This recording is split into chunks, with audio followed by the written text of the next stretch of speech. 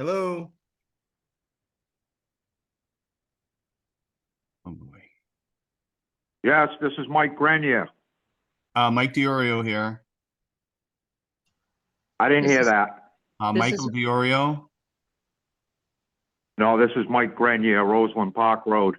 Gotcha. Mr. Grenier, this is Marla Yep. Butts. Dan Malo is on. He will be recording I believe he'll be recording the meeting. We don't have any of the other commission members on yet. So until we get at least 3 other commission members, we can't start the meeting. Okay. All right. So until then, why don't you mute your mic? Yeah, I'm here. No, mute, Mr. Grenier. Mike, mute your recording until we're ready to talk with you. Thank you.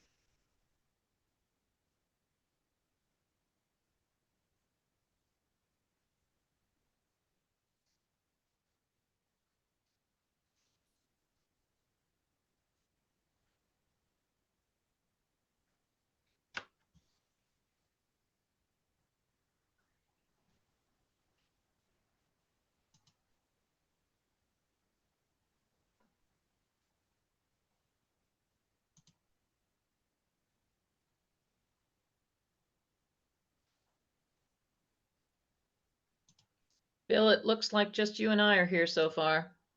Okay,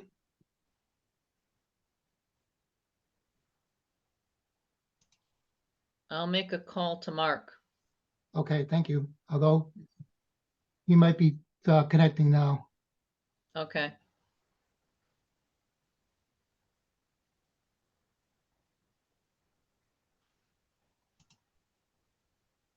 Yep, I see.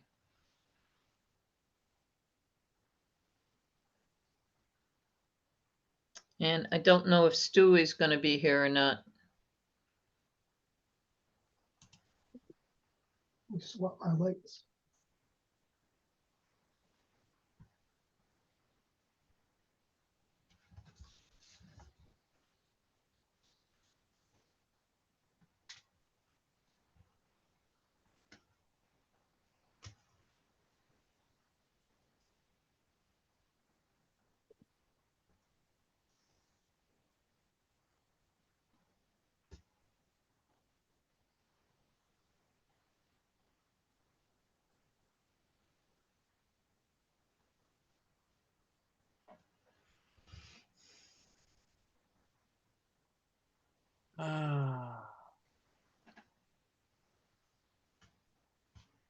Can anybody hear me? Yes, Oh, Yes. good. All right. It looks like I'm viewing Chan's screen. Is that what I'm doing here? Is everyone seeing the same thing I'm seeing? It says Chan, you are viewing Chan's screen. that's what I see. Okay. So I'm guessing, No, Yeah. I have a Zoom. Yeah. Okay. right. And at the Green very, bar at the top. You're viewing Chan's screen. Yep. yeah. And are we viewing your screen, Chan? Because is Dan Mallow not here? Oh, no, Dan's there. Okay. All right. Huh. And there's Stu. So All I see, but all I see is Zoom. Yeah. Okay. All right. I don't recall seeing that. Okay. Well, Well, then we got everybody here, so I'm gonna open the meeting, have the Mark, September, I'm sorry. Before go you- ahead. Before you do it, let's just fix whatever is going on with Chan's screen share. Dan, Okay. are you in control of that? Did that help? Okay. that took There we care of it. go. Yeah, okay. Sorry, I'm not very good with electronics. Okay. All right. Okay. So. I have the agenda before me. Oh, yeah, okay, so welcome, everybody. It's Monday, September 11th. It's 7:05 by my computer screen clock. So I'd like to open up the September 11th Inland Wetlands and Watercourses Agency meeting of the town of Woodstock. Like to have a roll call of members present. I'll begin. Mark Parker. Bill Rowinski, Marla Butts. Stuart Peasley, Okay. And thank you, Stuart, for being here. So we will appropriately appoint Stuart as the alternate tonight to give us a quorum. So welcome. Action on minutes of the previous meeting. So Dan sent us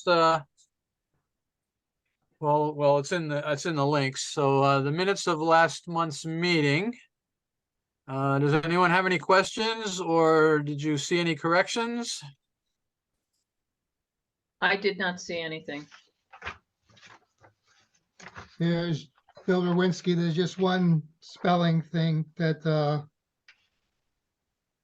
new applications, the third line down towards the end. Should be, on an on-grade slab, it probably should be E at the end.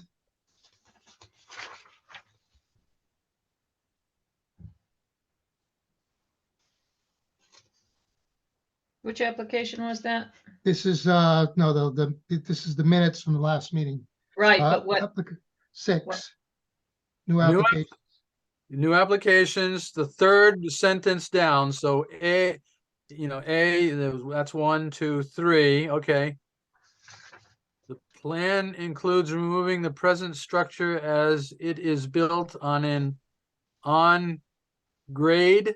Should that be grade? Or on grad? Is that the spelling error you catch, Bill? Yes. I believe it should be on grade. On grade with the letter E. You see that, Marla?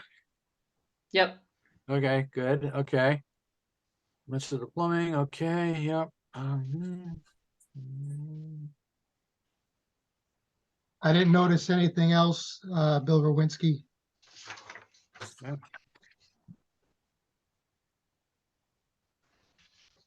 I move to accept the minutes of August 7th, 2023 with the one spelling error corrected. Second by Bill Rowinski. Motion's been made by Marla Butts, seconded by Bill Rowinski to accept the last month's September 11th meeting minutes. I'm sorry, August 7th meeting minutes with the correction on that third line under new applications for grade instead of grad. Okay. Any further discussion? All those in favor signify by saying aye. Aye. Aye. Opposed, abstained, so moved. Okay, Mr. Chairman, I'd like to add something to the agenda. okay, go ahead, Bill. For Mr. Grenier, is that, Roseland Park Road? Dan had submitted a drawing. So if we would, 399 Roseland Park Road, we could, consider that, discuss that. We should probably, Marla Butts speaking, we should probably put that under administrative business because there's no application pending at this time. Okay, So I would suggest that it be included under enforcement and inspections. Okay,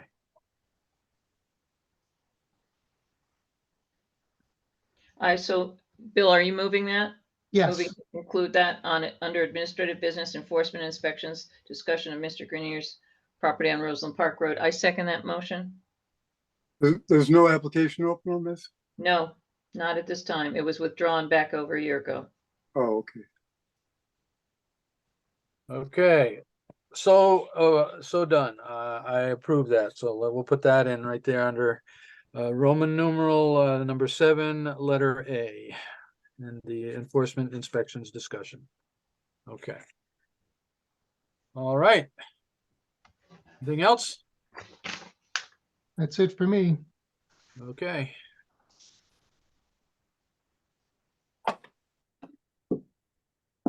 Okay, pending applications, application 08-23-03, lot 18, Old Hall Road, Evan Renaud culvert for existing driveway. Well, let's see. Yeah, there we go. Hmm. 0803.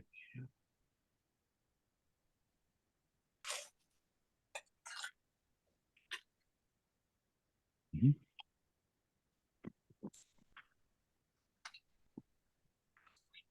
Mark, you recall we talked about this. It was received at last month's meeting, Correct. and it had cross culverts, some minor filling of wetlands with 2 cross culverts, twin 24-inch high density plastic pipe culverts. Right. Okay, I'm looking at the minutes of the last month's meeting. It looks like we didn't need to ask for any additional information, did we? I don't think so. Okay, any further questions or discussions on this? Yeah, where's the sequence of construction on this, in this application? I think it was described in the letter of July 21st, 2023. Daniel, are you on board here in the Zoom meeting? Yes, I am. Can everyone hear me? Yes. Yes. Yes. Excellent. So does that letter contain that sequence of construction to say what's going to happen first, what's going to happen next? I do not. I'm just opening it up real quick. I don't think the narrative, the letter I wrote does not, but the site plan, I believe, does. I'm trying to look it up right now. All right. Yeah, I thought it was here. Yeah. Oh, it's going to be on page 2. Would have to be. Yeah, Or- actually, I'm not seeing it actually. I know in my letter I talk about doing the work during the dry season. Mhm. Yeah, I might not have a sequence of construction on the site plan. So if we look at the site plan, can you describe what the sequence of construction will be? What's going to happen first? There's already an existing road bed, right? And that's going to be upgraded. So, Correct. Yeah. There we go. The site. You can see it's about a 9-acre site on Old Hall Road. There's an existing driveway that's about 600 feet long that leads to a cornfield at the center of the site. And my clients are proposing to build a single-family house in the cornfield. They want to improve the existing driveway. There's no a formal wetland crossing right now. The wetlands just kind of spill over the driveway, and so we're proposing to install some culverts to really make that much better. The sequence of construction would really be typical for one of these projects: strip topsoil, bring in your base, your sub base, construct the driveway, construct the culverts again during the dry season when there's not much flow, and certainly the driveway would definitely have to come before the house. The existing driveway is not in great shape. so you would put in the silt fence first before you started the upgrading? Correct. Yep. So my question is, at the cross culvert, silt fence is rated to 1 acre of contributing drainage area. So you have silt fence located at the, looks like the downstream end, or is that the inlet end? Correct. The downstream end. Okay, so most likely that control is going to fail at that location. if there is a storm that comes and flows have to come through. So in that particular case, you would have to probably use a stone check dam to catch what might come down off the hill. You still could use the silt fence to protect the wetlands, but at the end of it, just before the culverts on each side of the culverts, you should have a stone check dam or a hay bale check dam that connects up with the proposed embankment. You see what I'm saying? Absolutely, yeah, yeah. We would have no problem making that change. Mhm. And the installation of the cross culvert up above, which is not subject to the commission's jurisdiction, that would be installed during the initial phase of the upgrading of the road? Yeah, definitely, definitely. Right now, there's a fair amount of water running down the driveway. Again, the drainage from Westview Drive really kind of runs down the driveway into the wetlands. And so I think it would be important to install that drainage, again, as one of the priorities, one of the first things. Okay. So you would start the clearing for the road, start the installation of the proposed erosion and sediment controls, then install the cross culvert on the hill, then install the cross culverts down below, and then finish the filling and grading for the driveway, and then the house after that. Is that correct? Yes, ma'am. Correct.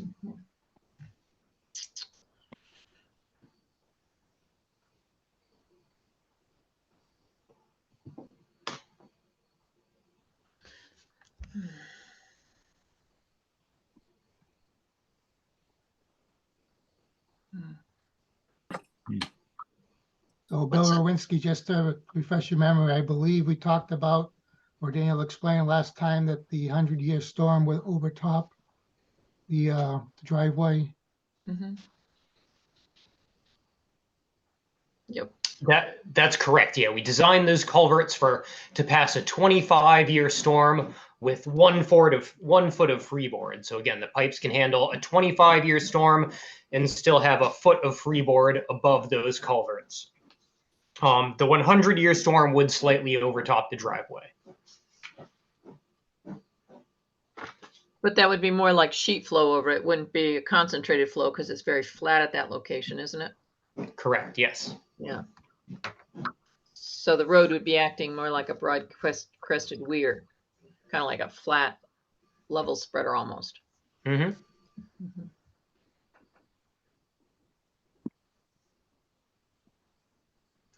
I mean, apart from the sequence of construction that was described in the modification of the erosion sediment controls, I don't have any problem with this application. I think it can be approved with modifications. Since the plan doesn't actually have the sequence of construction, I think that any approval should require the submission of the sequence of construction and modification of the erosion controls as identified tonight. What do you guys think?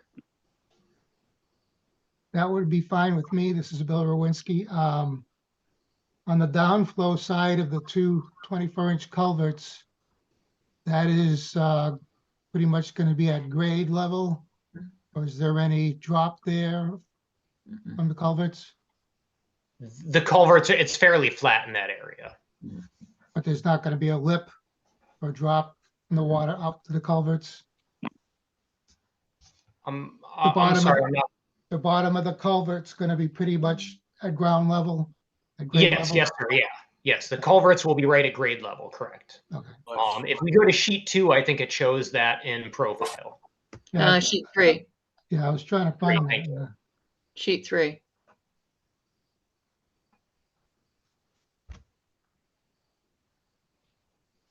One more sheet down. There we go. Yep. Okay.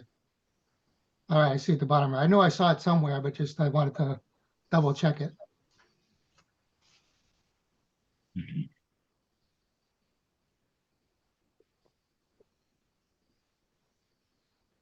Bill Rowinski, I don't have any problem with this application, providing we have the sequence of construction added to the file.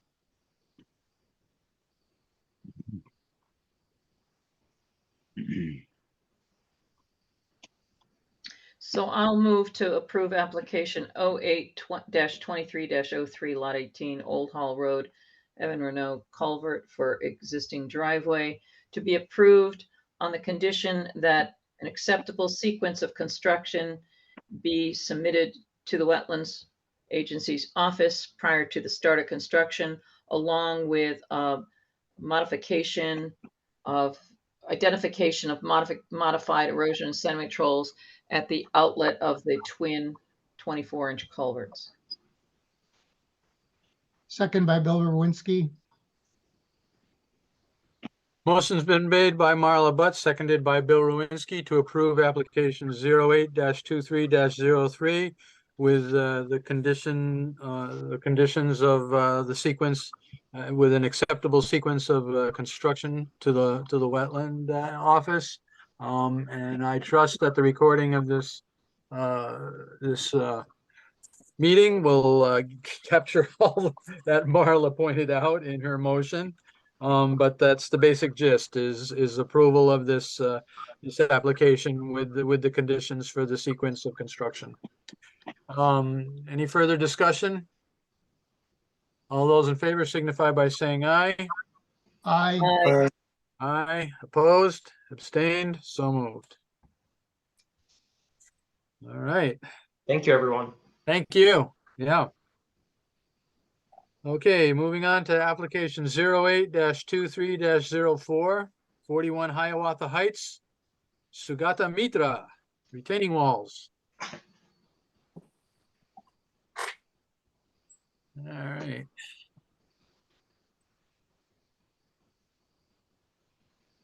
So this is Bill Rowinski. Daniel, I asked you about potentially getting the neighbors' permission. Do you have any update on that? I do. I have an update. The neighbor does not reside at that address full time. He rents it out. It was challenging to get a hold of him. We were able to contact him after a while. I don't have a letter of permission this evening. And so with the commission's okay, I'd like to share my screen and show a revised site plan. Yeah, go ahead. okay, go ahead. Thank you.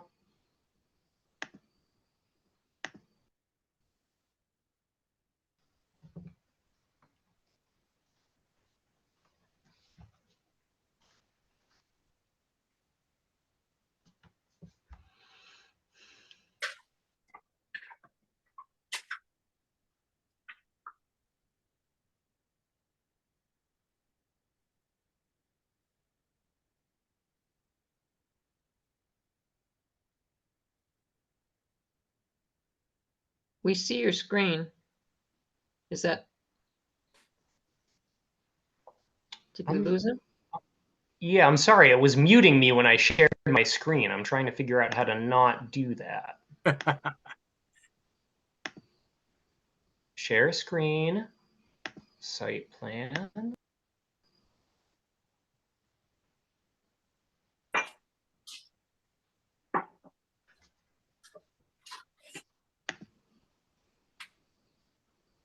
When you go to share screen, Dan, does your mute microphone go off?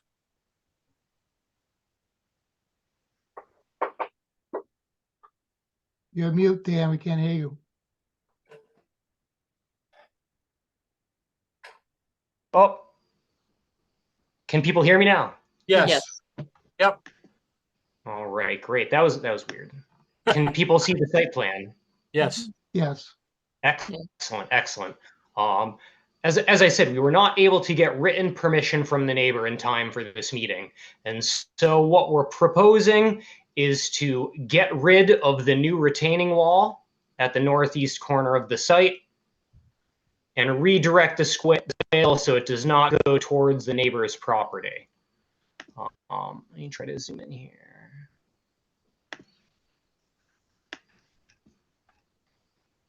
Oh.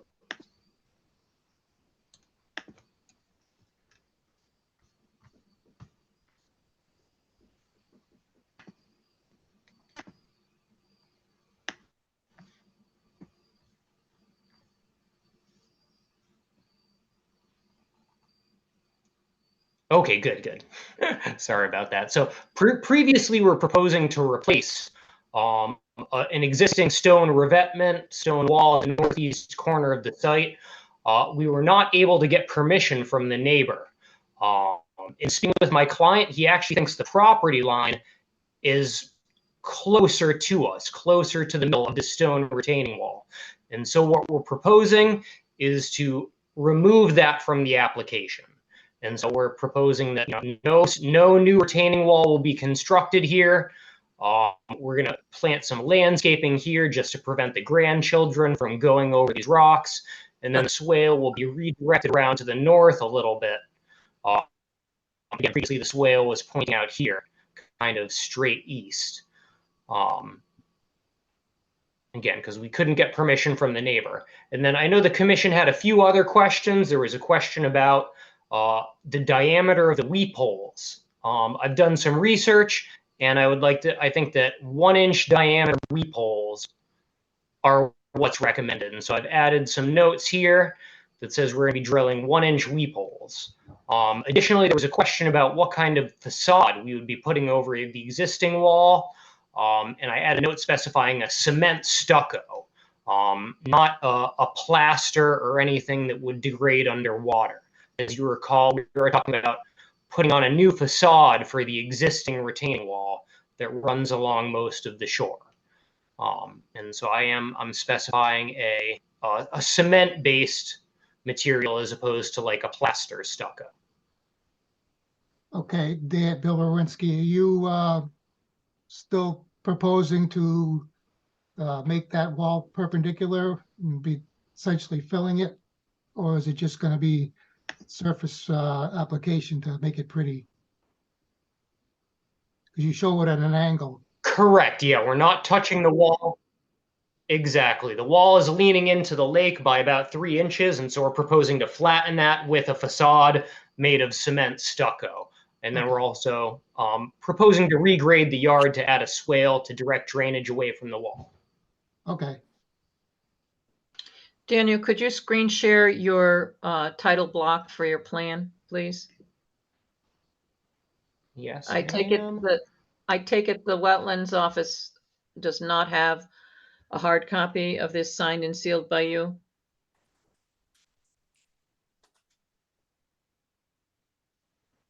Okay, so you've got a revision date for that as 2023-09-11. Would that be correct? That's the plan you want the commission to find acceptable? And you mute again.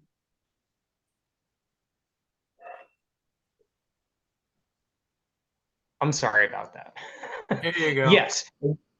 Correct. Yeah, I'm asking the commission to approve the plan that was revised as of today.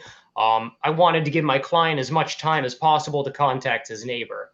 And so I haven't submitted this in writing yet to Dan Mallow. I'll certainly be happy to do so tomorrow.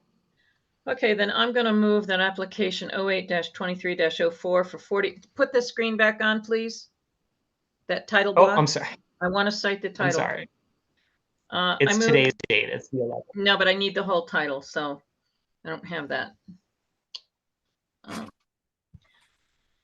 Move to approve application 08-23-04, 41 Hiawatha Heights, Shigato Merita, for retaining walls as identified on site plan entitled Site Development Plan Prepared for Shigato Mitra, 41 Hiawatha Heights, Woodstock, Connecticut, map 7272, block 34, lot 8, D8, prepared by J&D Civil Engineers, LLC, dated August, your screen is, I'm out of your screen, I can't pull it up, please. August what?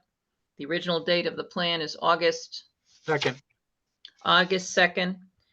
2023, and revised September 11th, 2023. Right. With the condition that a signed and sealed drawing be submitted to the Wetlands Office prior to the initiation of any construction. Second by Bill Rowinski. Motion's been made by Marla Butts, seconded by Bill Rowinski to approve application 08-23-04 41 Hiawatha Heights, Sugatamita retaining walls, with the revised site plan and with including revision date of September 11th, 2023, and with the other conditions for a signed plan, photos, etc. No, signed and sealed site plan prior to the Signed. initiation of construction. Signed and sealed site plan prior to construction. Okay. Yep. Any further questions, discussion? All those in favor signify by saying aye.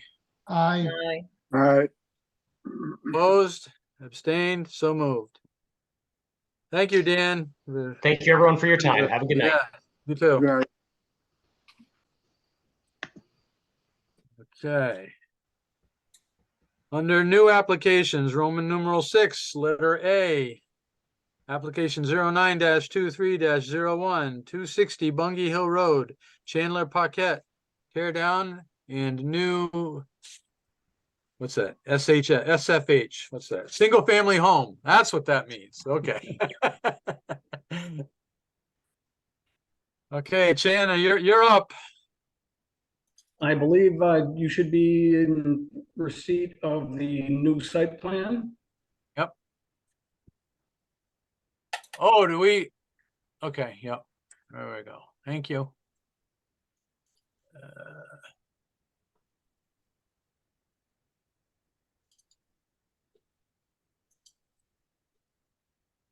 So, Dan, this looks like a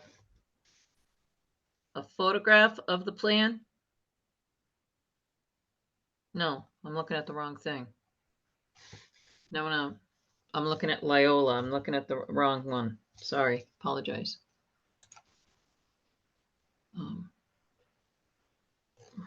I believe the commission's concern last meeting was the lack of topo lines. But now we've got a full survey done here showing all my silt fence setbacks. The septic tank is going to get replaced and put in the location as shown. Other than that, it's just a better indication of exactly what we're trying to do. This is much better. And also, just for the record, Maureen Marcoux from the health department met us out at site today. We did soil testing and perk test, and she's given us permission to go ahead and tie to the existing system because we had it scoped and the system is in great shape. So this is, as far as the health department goes, this is basically just a septic tank replacement because the existing tank is under the home. Is she going to give you anything in writing on that? I'm sorry, Marla, I'm really hard of hearing. Is she going to give you anything in writing on that? Oh, yes, absolutely. But this just happened at 1 o'clock this afternoon, right Okay. when the skies opened up. No problem. I think this is fine. I don't have a problem with this. I have an administrative question, Dan, Marla.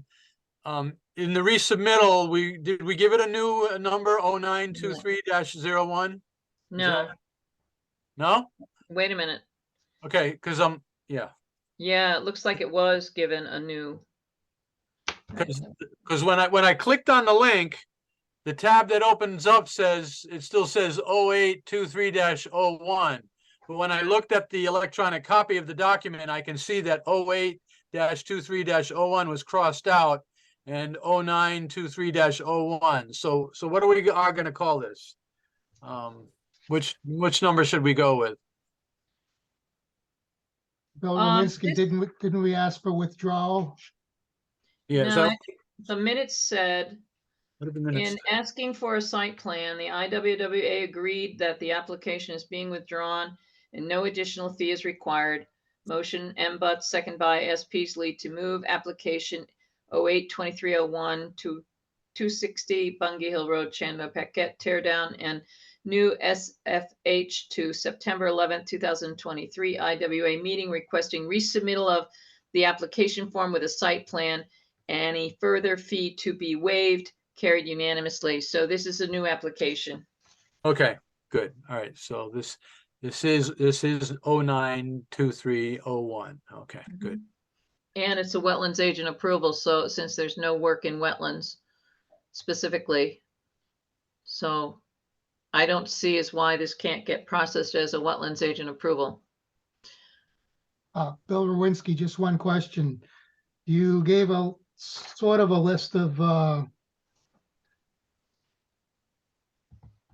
list of your installation there in that letter of August 1st, 2023.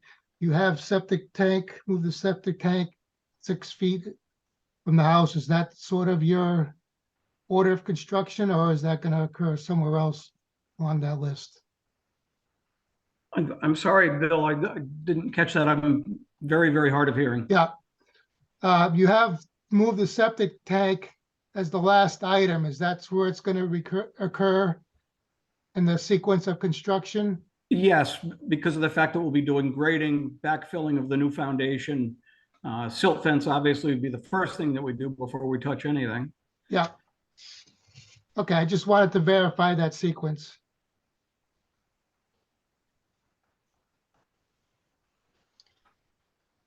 And is Paul Twillinger on the meeting here? Yes, I am. Yeah, the plan that we have that's scanned to us doesn't have your signature or seal on it. Do you have any problem with supplying that? I did submit signed and sealed copies to the Okay, all right. Dan, you have those?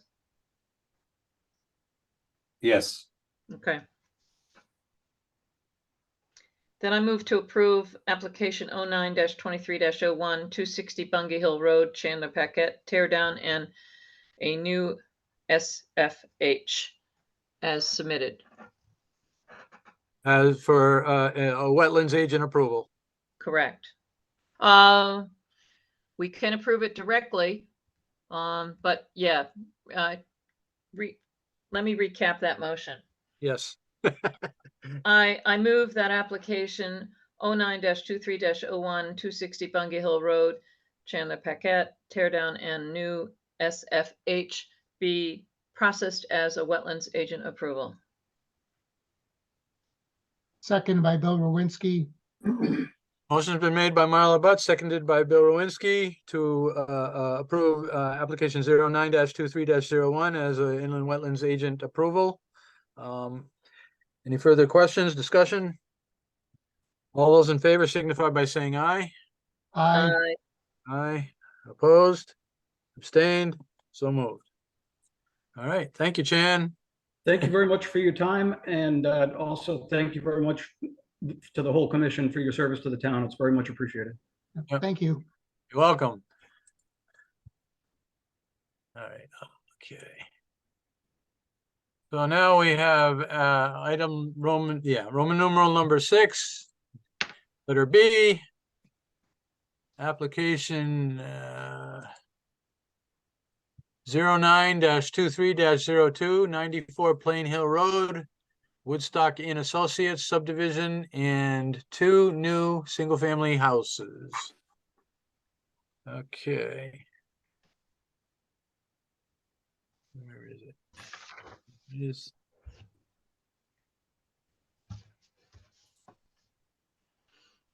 So do we have, who do we have representing this application tonight?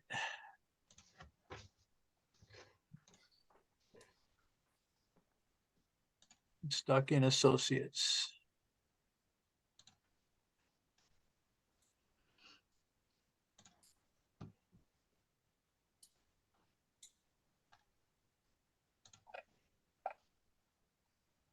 Robert Rieger.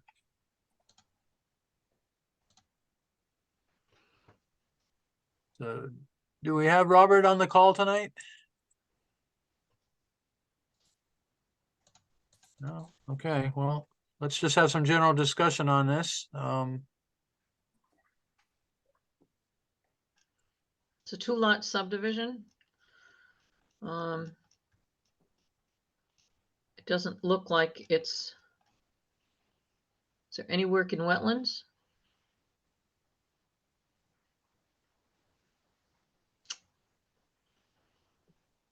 It doesn't look like.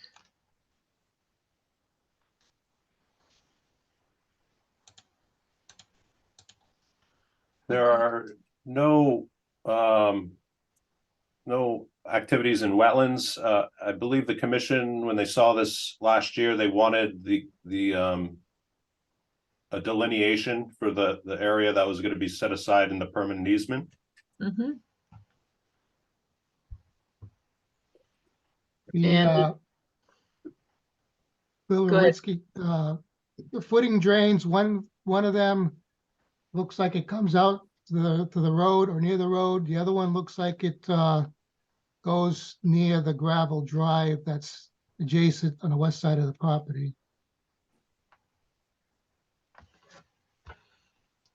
So if you got,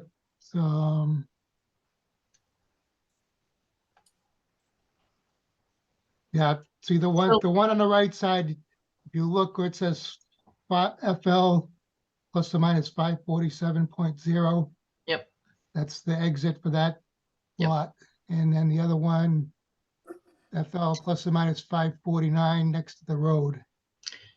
So this does require at least a wetlands agent approval because of right in that same area, there's some grading work in the 125-foot upland review area for the pond. So it does need a wetlands agent approval for that. So is this application, what is this application for?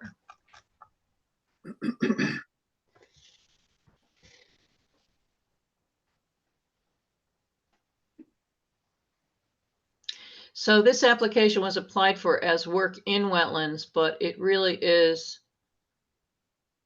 can be allowed under processing as a wetlands agent approval because there's no actual work in wetlands. Just of note, Bill Rowinski, something that needs to be updated.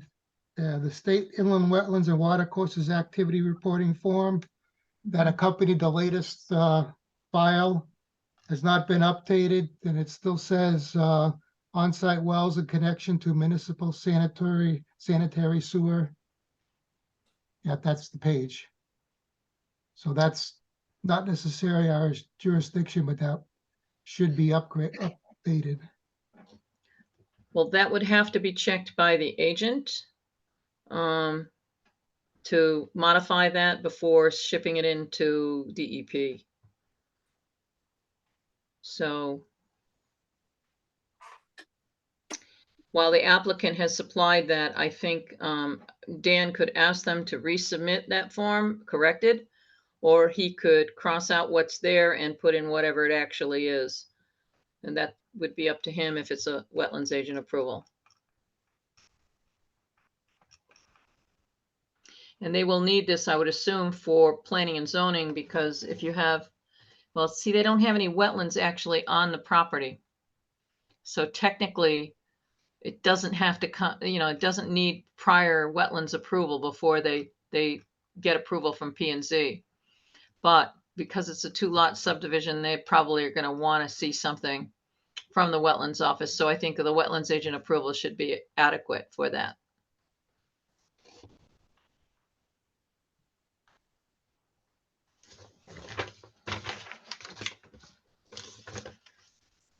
Let's see here.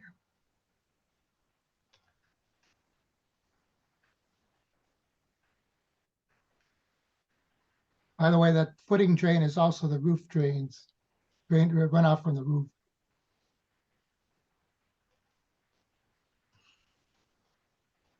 Yeah, but typically if the hillside is not too steep, that should be okay. No, I'm just noting that it's for a dual purpose. Yep. And this one does have a sequence of construction for the individual lots. So that should be fine.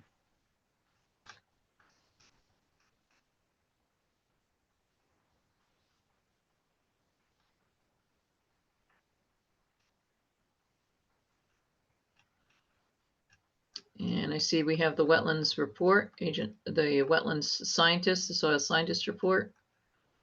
I'm not familiar with his name.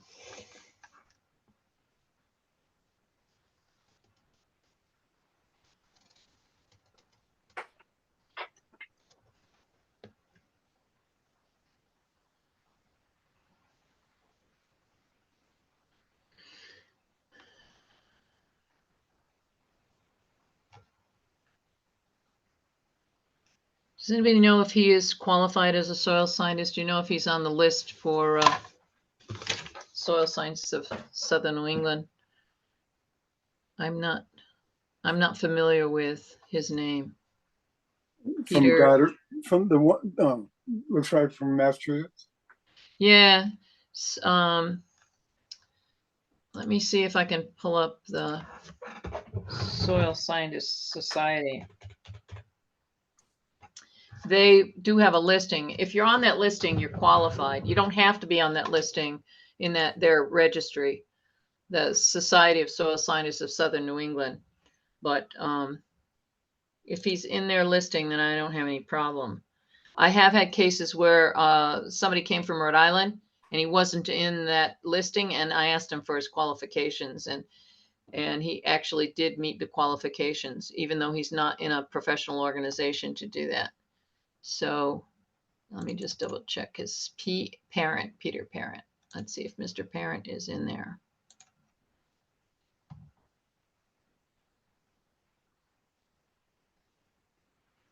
And Mr. Parent is not there. Is he the one we're talking about, though? Yes, yes. He's the one who did the letter.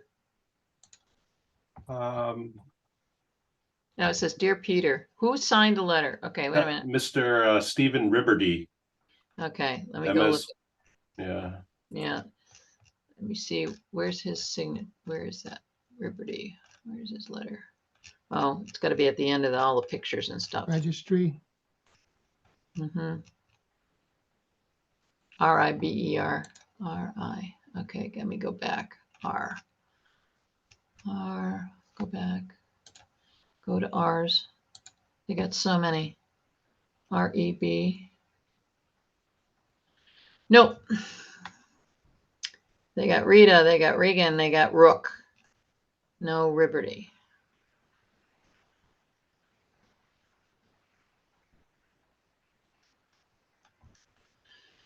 So, Bill, I want to come back to your question about the form to DEP. You're questioning item number 8, where it says the construction of 2 single-family residences with on-site wells in connection to municipal sanitary sewer. Yes, Isn't that correct? Because didn't they run a sewer line up the road, up to Woodstock Hill, and it runs right in front of that property? So maybe they're going to connect to that, right? no, they were denied access. Oh, That's why they kicked it back and did some more work. oh, okay. All right. Okay, I get it. Okay, thank you. Yeah. so I think we should probably ask Mr. Ribberty for his qualifications as a soil scientist. He's got a pretty extensive report, though. I suspect he probably does meet the requirements, but let me go back up to what he's talking about.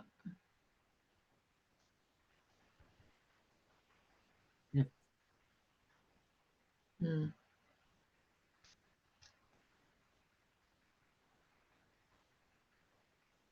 So we can receive for consideration, but we request a signed, you know, and you know what his credentials are. Yeah, just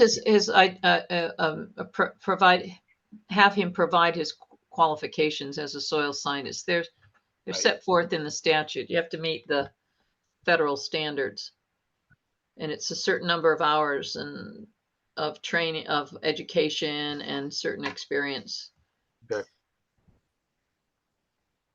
If he was in that registry, then I'd have no problem, because I know anybody on that registry has to meet those requirements to get in, even into that registry. But he's not in there, so I don't, and I haven't seen him before. We haven't received his qualifications before. So I would suggest that we put this application on hold till next month, and have Dan contact the applicant to have them supply Mr. Ribberty's qualifications so they can be evaluated in conformance with Connecticut law as a soil scientist. So would the motion be to table this application for next month? Yes, with the request that the Yep. wetlands agent ask the applicant to have Mr. Liberty provide his qualifications as a soil scientist in accordance with Connecticut law. Do I have a second? Second by Bill Rowinski. Motion's been made by Marla Butt, seconded by Bill Rowinski to table this application till next month's meeting. And having our wetlands agent contact Mr. Rieger to get his qualifications. Any further discussion? All those in favor signify by saying aye. Aye. Aye. Aye. Opposed, abstained, so moved. Okay, I'll reach out to him. thanks, Dan. All right. Roman numeral number 6, letter C, application 09-23-03.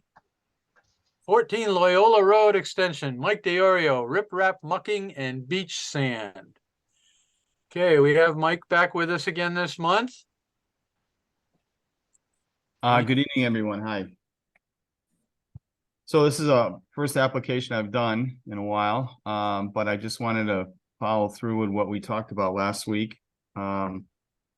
If you want to go through it slowly, whoever's driving that, the application comes first, and then Exhibit B, I was trying to file the letter. What you wanted to have was my process of activity was to prevent further erosion, to add some stone in the front around the point of my property, to keep continual erosion of the land that I have there. And then the addition was to, for the enjoyment of the swim area, create a 40 by 30 area. What I would remove approximately 6 inches. We figured that out when I went out there with a stick. 6 inches of muck and replace it with a wash sand. So that's B. If you keep moving forward, there is my estimate of what Groundscapes company would do with me. Would do with how he would do the work, the amount of material, stone and material he would bring in, as well as remove 22 yards of material. He says it's very organic. He was planning on bringing back to his yard and then mixing it with topsoil to resell. That's what he was going to do with that, and that's the cost of what it's going to take to do that. There's the permission I got from the Lake Association, the email I had sent out earlier, to do the type of work that was passed through the president and vice president and the board to allow me to do that, to go on the property, go on the lake property. Next page is, I don't know what to give you guys. I pulled this off the GIS mapping system of the point of the actual location of the property, 220, lot 220. And then I did a closer view of the point. Okay. Then after that, that's my vision appraisal information about I'm the owner of the property.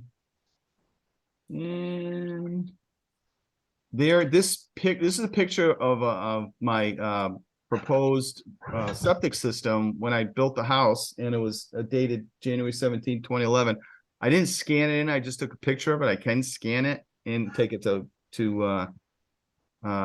Staples and scan it if you'd like to see that, but I thought that would be the best view to show of what I was doing and where and location to the property in the lake. I didn't know if you needed some type of, this is the only engineered document I have of the property. Okay. Did you scale that in? The area of the wash sand and the rock? Yes, I did. If you look, do you see the scale mark down below? That's 40 feet. Okay, so I went 40 feet and then I figured out what was 30 feet and went out that area. So I did scale that in. Gotcha. Okay. Thank you. After that, I have, that's a closer view of it. People could see it. This is one of my neighbors to the back side of my property, Don and Kathy Beatty. You wanted to know who they were. And I think if you keep going, it shows where their property is in relation to mine. That's their little house there. And if you see, so this is, if you bring that back out or go back down a little bit. No, the other way, go back, yeah. So there's Don and Kathy's property there. And that, the other side of me is the Lake Association. Oh, there we go. Okay, so there's Don and Kathy. There's the end of my lot. The point's at the north of that. And the other parcel is a Lake Association property. So that's, they own, it's like a turnaround in that, the dead end there, and they use that for a turnaround. Okay. And there's giving you permission to come on my yard, come in and look, whatever you want to do. That was exhibit G. And that, and then I filled out the state wetlands information as best I could. Mhm. And that was the end of the map. That, so I could figure out what watershed I was into. And that's it. Hopefully Much that, better. Did good job. thank you. Bill Rowinski, I have one question. Depending on what this is, that muck might still be wet. And we don't have any plan for dewatering it. Or do you have a proposal for dewatering it? So Okay. what happens is, Bill, every year on Columbus Day weekend, they start lowering the lake. And it basically, the water drops out, and then it takes a while for it to turn where you can walk on it so you can get machinery out there. I don't understand. Not that I don't understand. I didn't realize it needed to be dewatered. He was just going to remove it, put it in his truck, and take it to his site and let it drain, I guess, and then mix it with topsoil. That's what he told me. I don't even understand the process of dewatering. Sorry. Okay, So- go ahead, Marla. I was gonna say, if he has a watertight truck, it wouldn't matter because he'd be loading it into the truck, and as long as the truck didn't drain out muck out of it, they do have trucks that have watertight Okay. gates. So he should be using a watertight truck if dewatering is required. I mean, if it's mucky, if it's sloppy Yeah. when he puts it in, so that he's not draining The soil muck onto down the big- road. You know, okay. Right, exactly. Yeah, 'Cause we'll that stuff definitely can be wait long really enough. slippery. Usually it will probably be, to be honest with you, if they lower in October, it probably won't be until December, until things kind of harden up a little bit and it drains out enough where you can walk on it, where you're not slopping around in it. Yep. That's You the know what, typical- I'd be interested in going out and seeing how dry that area gets after the lake is lowered. So, yeah, let me know when you're getting ready to do that. I'd like to come out and just to walk around and see how, maybe if it's drained enough, maybe you don't need to do any dewatering. Okay, Interesting sure. thing about, yeah. Or I if don't he know if any of waits the other till it's- commission members want to see what a lake looks like when it's drawn down. I never been there. or if he waits till it starts to freeze. Right. Yeah, that's not gonna possible be too, because mucky either. in mid-December, it does start freezing up. I just hate to have a foot of snow on it, then it's like almost over. Mm. Yeah. Just for the record, I don't know if people know that I believe they have a lot of sort of peat type issues on Quasit Lake where organics will raise to the surface. Bogs, yeah. Yeah, in the summertime. And so there is a lot of organic material at the bottom of the lake. It's great for gardens if anyone wants any stuff. Yeah. So because this is actually work in wetlands, watercourse area, it's an actual permit for it. So we can't render a decision since the submission date was in September. We can't approve it at this point. So it's gonna have to come back to next month's meeting, which is in the beginning of October. Okay, so Yeah, do I that's need, okay, so I don't have to present anything else. I just come to the meeting and you let me know. Yep. Yeah. Okay, great. So I move to accept application 09-23-03. Oh, yep, 14 Leola Road Extension. Mike, how do you pronounce your last name? It's an Ellis Island torture story, Diorio. Diorio. Grandpa couldn't speak English, so spell it any way you want, just let me in. Diorio. To place riprap and muck out the lake portion of the lake bottom and place beach sand be accepted as an individual permit application. Second by Bill Rowinski. Mhm. Motion's been made by Marla Butt, seconded by Bill Rowinski to receive for consideration application 09-23-03, 14 Loyola Road Extension, Mike DiOrio, riprap, mucking and beach sand, to be brought before the commission next month. Any further discussion? All those in favor signify by saying aye. Aye. All right, Aye. Opposed? Abstained? So moved. Thank you, everyone. All right, thank you, Mike. Welcome. We'll see you next month. Yeah, that's right. Okay, let's see. Now we have Roman numeral number 7, letter D, application 09-23-04, 76 Oak Hill Lane, Sandra Skeffington, tear down and a new single-family home. Good evening. For the record, my name is Paul Terwilliger, licensed land surveyor with PC Survey Associates, representing the applicant. Good evening. Yeah, so this property, not sure if you're familiar with Oak Hill Lane. It's off of Lebanon Hill Road. It's a private road, dirt road that runs back, I would say probably almost half a mile to the pond. She owns a small lot at the end of the road that has an existing cottage on it that should be removing and building an A-frame cottage, 3-bedroom A-frame cottage with a deck facing the pond. She would like to, she's going to utilize the existing septic system. It was repaired back in, I think it was in the late 90s. She had an inspection done, and it passes muster to be utilized. I think I had submitted a copy of the report, but it probably wasn't until Friday, so I'm not sure if the commission has received a copy of that or not, the inspection for that septic system.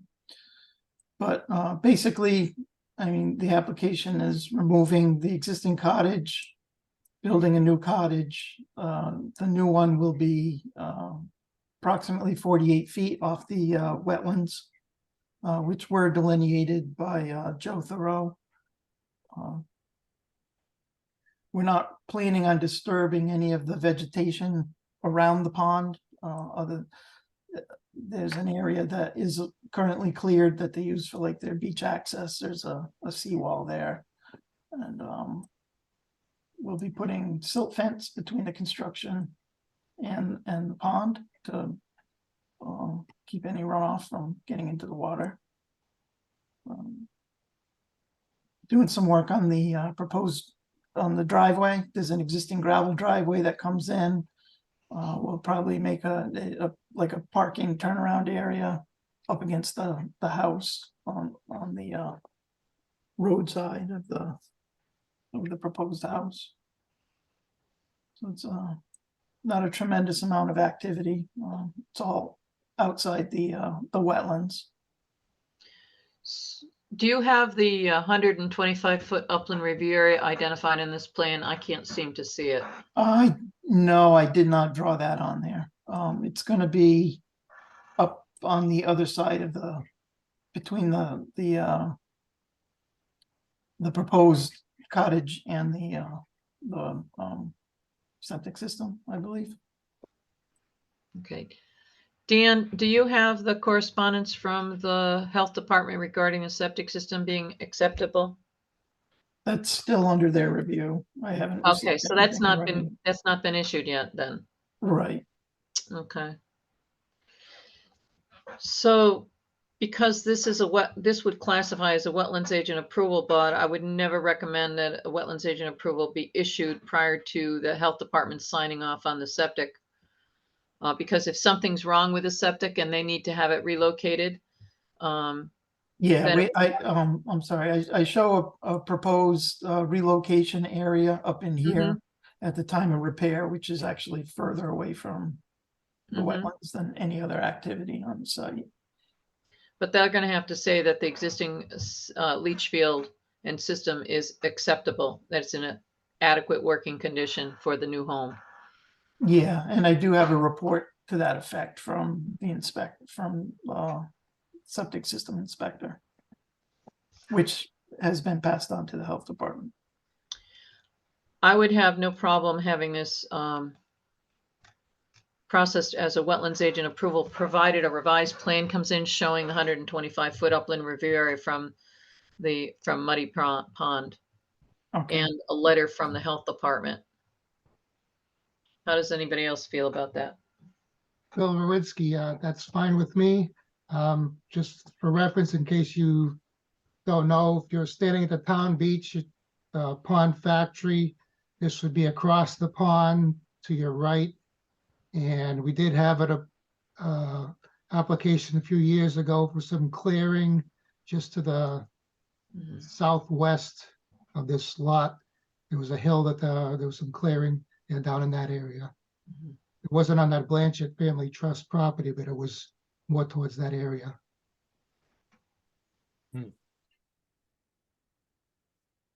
So I'm going to move that application 09-23-04, 76 Oak Hill Lane, Sandra Skeffington, to tear down and have a new single-family home be processed as a wetlands agent approval pending the receipt of notification from the Northeast District Department of Health that the existing septic system is adequate for the new proposed home, and a revised site plan be submitted, signed and sealed by the land surveyor showing the 125-foot upland review area from Muddy Pond. Seconded by Bill Rowinski. Motion's been made by Marla Butt, seconded by Bill Rowinski, to receive for consideration application. No, to be processed. They're processed as an wetlands agent approval pending pending the receipt of NDDH approval, et cetera, with a revised site plan and delineating the upland review area, the upland review line there. So this will be on the agenda for next month, correct? Not necessarily. If Not he gets necessarily. Okay, that's right. if he gets Yep. all that information in, then Dan can just issue it. If all this information comes in, then we give the go ahead for the wetlands agent to give his approval. Right. So that's the understanding. Very good. Any further questions, discussion? Yes, Bill Rowinski, I'm just looking at this and I see, okay, you have an existing well shown there and there's two old wells. Yes, yeah, there are two Okay. old wells on the site that will be abandoned and filled. Yeah. Okay. I wasn't picking out the existing well there. Will both old wells be filled or just the one closest to the lake? I believe both of them. I think the health department will require that they will both be filled. Okay. Okay, I'm okay with that. All those in favor signify by saying aye. I, Aye. Opposed? Abstained? So moved. Great. Thank you very much. Thank you.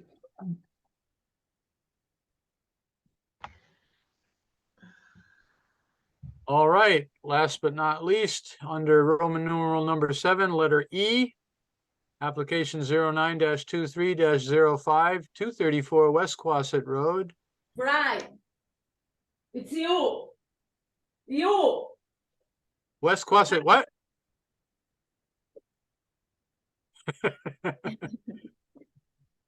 West, okay, 234 West Quasit, Brian Yeah, I don't know. Scagliola, Deck, Dock, and Beach. There we go. Okay, how do I?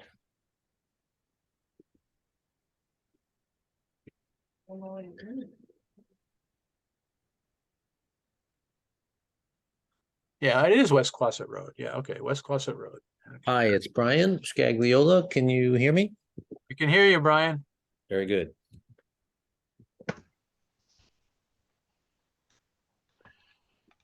Would you like me to just review what we're Yes, please. here? Okay. First, we want to address what we talked about last meeting, two things, soil erosion. So the solution from Groundscapes, which we attached, is to put down wood chips, maybe 1 and 1 or 1.5 inch wood chips in a 30 by 60 area. And then the second concern last month was the dock, which goes out 25 feet. It's a pressure treated dock. And what we did when it was built is we put containers, plastic containers, 6 of them, underneath the dock, and we put in cement and put the 4x4 or 4x6 posts into it. So in essence, it's a movable dock. So that dock could be moved with the moving of the containers. Now that dock is also attached to a 16x16 deck by screws, so it can be disengaged from the deck by just taking off the screws. And then what we also want to do is further the work by putting in a beach on the left and right of the dock. So we want to take out about 6 inches of muck on both sides, out about 25 feet from the lake. And then to the right, we want to go out about 20 to 25 feet, take out the muck, and then replace that with washed sand. We also want to do on the left side of the dock the same, roughly about the same dimensions, 25 feet out and about 20 feet off to the left. And then we want to take that muck and put it in a flat area, which is up about 60 feet or so from where the soil erosion is a concern. So there's a flat area. And I believe there was a photo that was submitted, if anybody wanted to refer to that, where there's a flat area where we have a yellow canoe. So we would take the muck and put it up there, and if needed, we'd also put in some bales of hay to make sure that none of it comes down. So it may not be, I didn't see it showing on any of those photos, but suffice it to say that above there's a stone wall up there, which is a little bit in disrepair, but up on the top right of that, there's a flat area where we'd be putting the muck. Bill Rowinski. Dan, can you scroll back up to the pictures that show the work in progress?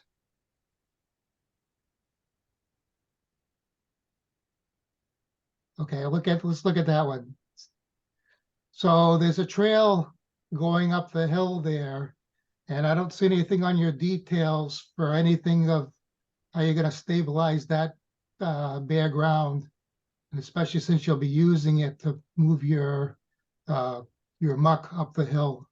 Well, we'll be putting down wood chips, and that I believe is on the proposal. So we're going to put wood chips where that kind of like that broken stone wall is, or that stone wall that needs attention from there down to Lakeside. So there's a pretty significant area where we'll be putting wood chips, which I believe was mentioned last month as a possible solution for us. Okay, but you still need something to stabilize the trail going up the hill, because that looks like bare ground right now. So that'll wash right out. Okay, because our home is up a good, I don't know, 400 or 500 feet, which can't even be seen. So yeah. So are you suggesting that we put wood chips on part of the trail? There was no, let me just expand to say there was nothing that was removed from a standpoint of roots or anything of that nature. But if you are suggesting that we put down, let's say, wood chips going up the trail, we'd be happy to do that. Well, if it's bare ground now, even if it's got roots, it's still going to wash out. So there'll be something need to be done to stabilize that. Do you think that's a good solution, is to continue putting wood chips up? It's kind of difficult to say without knowing the specifics of the topography, because if it was just a straight line, then you'd probably wash the wood chips right out. But since it looks like it curves around a little bit, you might get some runoff to the sides in various locations, so I don't, without being there, I don't really know if that would be a viable solution. And I don't know the slope, the degree of slope. So it may be okay, it may not be, I'm not sure. Yeah, because there's, I mean, there's, there are, due to lack of better word, I guess, weeds, crabgrass, Yeah, clovers, that kind of stuff that's growing in that area, of course. But yeah, we can certainly go up further if that's what what you folks or what you suggest. And if So- not, go ahead. I'm sorry. No, Marla Butt speaking. So the drawing that you gave us is basically an assessor's, map, and it doesn't really give any of the topography. Now, the town does have a GIS program that should be able to pick up this property with at least the 5-foot contours. And you should be able to print a map from that and draw on that to scale, because those are to scale. You should be able to draw what it is that you want to do in that area, and to be able to show the topography. Right now, the drawing that you have is not easy for us to understand what's going on, simply because we don't have the topography and where the road, the access way is coming. And that would help significantly. You can see it's a very long, steep slope. And Bill is right. The kind of erosion control is going to be dependent upon how that trail runs on the landscape, whether or not it's switchback or whether it's coming straight down the hill, where a lot of times, if you're running machinery over it, because you're going to have to run machinery to muck stuff out, and that will create ruts, which will concentrate the flows and actually channel the water down through the ruts. So I think we need a better drawing as to how you're going to access this area, so we can figure out exactly how it lays on the landscape, where your access road is. We can see your house from the screen. Dan is showing you what the GIS application has. And those are 5-foot contours. Dan, they didn't go to 2-foot yet, have they? They're still at 5-foot? I think they're still at 5-foot. These are actually 1-foot contours. Well, they are. They've added to the 1-foot. Yeah, Excellent. we don't have 2-foot though, but we No, are. but 1-foot's good. Yep. I'll take 1-foot over 2-foot any day. So what you're seeing is the dark lines, that heavy topo lines, they are representing 10 feet of difference if these are 1-foot contours. And the intermediary weight line is the 5-foot contour. And the little thin lines in between are 1-foot contours then. So what you'd want to use is a drawing like this and draw on your access way down to, so we can figure out what kind of controls. And you should also be able to get it to a scale where you can show the extent of the activity that you want to do in the lake, and where the muck field is going to be. Because you said there's a flat area, and I don't see much of a flat area in this topography. Do you know what the vintage of this topography is, Dan? This 1-foot contours, what vintage it is? 2016. Okay, so there probably hasn't been a change from 2016 to this, to what you have now. So I would suggest that you redo a map showing using the information that you get on the GIS program. Okay, just from a work standpoint, the worker was planning on, just using a bucket, so to speak, with on a skid steer. And when he walked the land, he felt very confident that that it was secure enough, it was stable enough, he'd be able to go down and up several times, or whatever amount of times that was needed to do the job. Having said that, I'll certainly do the GIS map, but he felt confident that there wouldn't be any more erosion, there wouldn't be any problem as far as getting the stuff to and from, including the muck up, and then the beach sand down. But Yes, so he didn't say in his estimate what kind of machinery he was going to be using. He didn't really indicate what you just said, the kind of machinery that he was using. He said, and if you want this in the proposal, I'm sure he'd be happy to do it. But he would he'd keep the truck on top. That would include the sand, and then he would use his skid steer to, Yeah. you know, to come down on the path, which was hardened. Yeah, so he should include that in his proposal, because the method of removing of the muck will make a difference in the kind of erosion and sediment controls you might need, not only near the lake, but also as you go up the hill. A heavier, you know, like if you were, that was, I think, what Bill was alluding to, is you're driving a truck up and down that hill. That's different than driving a small, you know, a small loader. But even still, we'd like to see the route that it was going to take through your property to figure out, are the erosion controls. Now, I don't know if wood chips, the more he rides over it, the more it's going to break up the tree roots, and that will tend to promote erosion. The wood chips will last for a short period of time as long as it's not put in too thick. If you put them in too thick, they will slide on the hillside. If you put them in too thin, even still with rain, it can wash if it's got ruts in the area from the equipment running through it. So that's why we need to get a better handle on what's going on. We just don't want the lake to be silted in, because I it's not think- going to be able to get stabilized until next spring. Yeah, to be I guess finalized with the GIS, but I think last time you were talking about maybe 1.5 inches deep. Mhm. But does that sound preliminarily about right? Yeah, talk to Groundscapes and find out whether or not he's of the opinion that an inch or two of wood chips on his pathway will not cause his machinery to slip or slide. Okay, Because they're you want to confer with him, because he's going to be your expert, so to speak. yeah, he felt confident, but I'm gonna ask him to, you know, include things in writing for the Mhm. commission here. I would also like to see in the proposal, as the final step after all the work has been done and all the equipment's been put out, what you propose to do to put down on the ground to stabilize the ground. If you're going to seed it, if you're going to have it as a grassy pathway, or, you know, but just something to stabilize that bare ground afterwards, so that, you know, if you're all done this winter, and then when the spring rains come, you know, you're going to want that bare ground going up the hill back up to your house to hold, you know, and to not wash out with the water and washing more soil and mud back down to the lake. Yeah, I mean, you know, Yeah. right now it's there is, you know, there is growth. You know, I don't want everybody to think that it's just, you know, complete dirt. There is growth.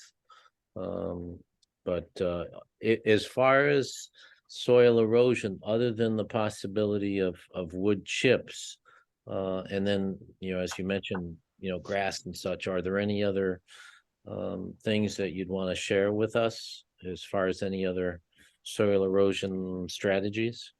Well, you can use stone. I'm sorry. You can use stone, have a Oh. stone Crushed pathway. stone, yeah. But Bill Rowinski, depending on the slope, Mhm. that they might just roll down the hill also. You're you know, stone meaning gravel, right? Usually it's a crushed stone, something that's angular, as opposed to gravel, which usually a lot of times is rounded, Okay. Like 1/2 inch crushed stone. because it chinks together better and doesn't tend to roll down the hill as much when Right. it's crushed stone. If Groundscapes feels that you know, soil erosion is not an issue and it's in the proposal, would the commission feel confident in moving forward with the proposal from a standpoint of what's, you know, what's shown as far as where the muck field is toward to the lake? Yeah, well, let's see what after you get through with Groundscapes, bring it back with a better plan, showing us where that muck field's going to be located on the slope that we see here on the GIS, Okay, because I can't see where that flat spot is that you're talking about. okay, But you'll know, because you're the property owner. You know the path to go down to the lake. So you'll be able to draw that in, and we'll be able to see what the topography is that okay. your access way is going through. Because I'm assuming you're going to maintain an access way down to the lake, correct? Yes, So you can go and get your boat, you can go and get, if you need to get the dock out, you've got the ability to bring down, some kind of ability to get there without having to walk through the woods. Because Yes. eventually that pathway is going to grow up, like you said. Right, yes. That's accurate. So I would move that we table application 09-23-05 for 234 West Quasit, Brian Scagliola. Did I pronounce that right? Yes. For the deck, dock, and beach sand till next month meeting, with the request that a revised drawing be submitted along with additional details on the method of construction activities. Second by Bill Rowinski. Motion's been made by Marla Butt, seconded by Bill Rowinski to table application 09-23-05, 234 West Quasit, Brian Scagliola, dock and beach.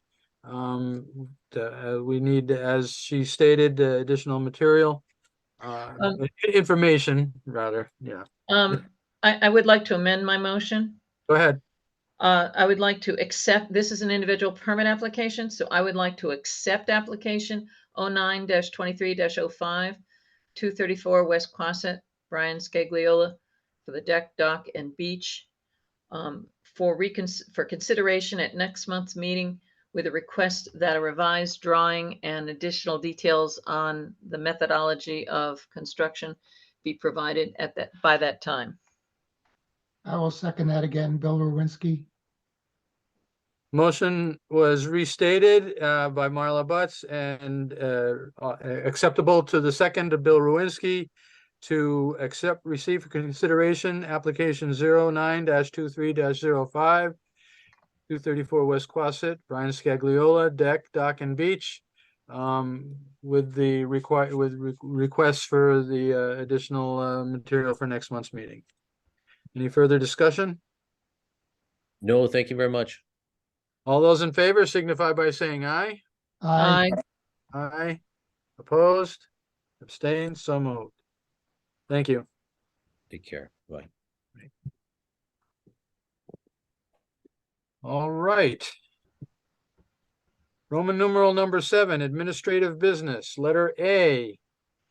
Enforcement and inspections, but we had an addition to our agenda. So at this time, I'd like to bring up for discussion the Grenier application. Was there a number for that, Bill? No. Mark, No. Okay. I'd like to give a little history since it's been so long. Sure. Yep. Back in June of last year, there was an application 06-22-18. And at that time, Mr. Grenier at 399 Roseland Park Road had a proposal for a retention pond on his property due to a large portion of the field flooding when Muddy Brook overflows in the wet season. I'm reading from the minutes. The material removed from the retention pond would be used on site to elevate the backyard and create a berm. The pond would be about 50 by 20, 200 feet, and 3 to 4 feet deep in maximum size. That was in June. And then in July, the application was again discussed. And at that time, Ashley Stevens, she was the wetlands agent at the time, stated that the applicant had hired an engineer, but needed more time to get the engineering work completed. And I requested that the applicant withdraw the application and resubmit in 90 days. She knew material on the location and cautioned the applicant that no work should be done at this location without approval. I moved to table the application of Mr. Grenier until the next meeting, with notification made by Ashley Stevens to the applicant that if the application is withdrawn prior to the next meeting and no additional work is done, the additional application fee will be waived by the commission. That was seconded and approved by the commission. That was in July 11th of 2022. And then in September 7th, the minutes say that a letter of withdrawal was submitted to the Inland Wetlands Commission on July 17th, and that the applicant needs additional time for the engineering firm to complete work and plans for the property. This application needs to be addressed at the November meeting. The next time the minutes make any reference to this application is in December, not in November. And in December, this is when Dan is involved. And this is December of 2022. Dan noted that Mr. Grenier will speak in the citizens' comments about his property on Roseland Park Road. It states on the minutes that I would like to deal with Mr. Grenier and his project at this time. Mr. Grenier stated that some of the pictures provided were taken 17 to 18 years ago, and other pictures came from 6 to 7 years ago with reference to historical flood concerns. Mr. Grenier noted that he spoke with many professionals from different agencies to find a solution for the water concerns on this property. One idea given to him would be to level the flood zone and then create a channel back to the brook. Mr. Grenier invited the Wetlands Commissions to visit the site for further reference, and then I suggested putting this on hold until the spring to have a special meeting about the site at that time. That was in December of 2022. The next time we have anything on the minutes that I found was in June of 2023. And at that time, under administrative business, the update on the Roseland Park Road grading, it said this question arose last October, November. A berm was put in, not quite high enough, and the field area is hayed by a local farmer, so trenching is not a feasible option for water control. Owner Mike Grenier was present with photos that demonstrate water approaching the corner of his home. A gradual swale is proposed to direct the water flow away from the structure. The meadow is within the 100-year floodplain. The applicant was asked, and there, by the way, there is no application, but it states in the minutes, the applicant was asked to add data to the map created by Killingly Engineering, indicating any proposed changes, soil movements, or to create a site plan. The applicant will work with Dan Malo to provide the requested solution. And then in the last couple of months, we've gone back and forth about what needed to be on a drawing. So after last month's meeting, I provided a map, an aerial photograph with 2016 2-foot LiDAR topography. And on that, Mr. Grenier drew some information. He drew the berm that's around his house that's there now. And then he drew where the hole was that he'd already dug next to number, you can see the numeral 2. And then he said he was going to take some material and put it into that hole. And if there was any material left over, he was going to supplement the berm. I did have a chance to speak with Mr. Grenier today, and it looks like the hole is in the wetlands, and filling that hole, I don't think there's a problem with that, but where he's taking the material from, according to this drawing, is in the wetlands. It's not on the high ground. You can almost see where the old riverbed was by the dark lines, that where water stands in the field, but 2 places, one just south of his house. By the way, this photograph is taken, it's drawn on, is the north is to the bottom of the picture, and south is to the top of the picture. So you're looking at it in reverse. So actually the high ground is located south of the area that he has marked where he wants to do excavation, and the area that he has marked for excavation is actually wetlands. So I think what he wants to do is what he's told me, and I know Mr. Grenier's on the meeting at this time, he can speak to the fact that he wants to take, yes, exactly where you've got that little marker, where he wants to take it is not in the wetlands. These wetlands were delineated originally on a site plan, and I believe that was the one that was Killingly Engineering had, that had the wetlands delineation. I think it was the prior property owner that had a site plan that had wetlands delineated. I don't have that handy, but any case, I think if there's a possible work through to fill that hole, and if he wants to take some of the upland, non-wetland portion and use that and move it over towards his house, I don't have an objection to that, because in either case, he's not gonna cause a problem. But to take it out of the wetlands itself, where he's got it shown on this drawing, is going to be problematic. but we don't have an application pending at this point in time.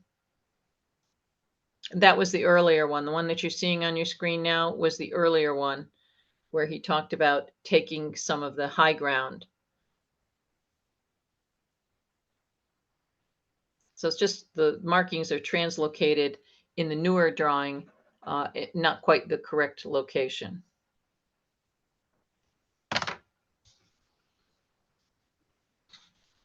So that's all the research that I have at this time. So I think that Mr. Grenier would have to be stating what his desire is to do, because right now we don't have an application pending. I have a question, Marla. Stuart Peasley here. Mhm. Is there any record of the field report I did available? You have to ask Dan on that. Stu, But do it's you recall when you put that together? Early on in this whole timeline, Okay. would have been in 2022. All right, I'll see what I can dig up. Yeah, I'll have to, if you want me to resend it, let me know. Do you recall what you said? In the field report? Yeah. I don't recall, no. But I remember that I just was taking information that I saw, I photographed it, I wrote it down. It might just give more insights from ground level. Okay. This is Bill I don't Nowinski. remember the verbiage that I put in.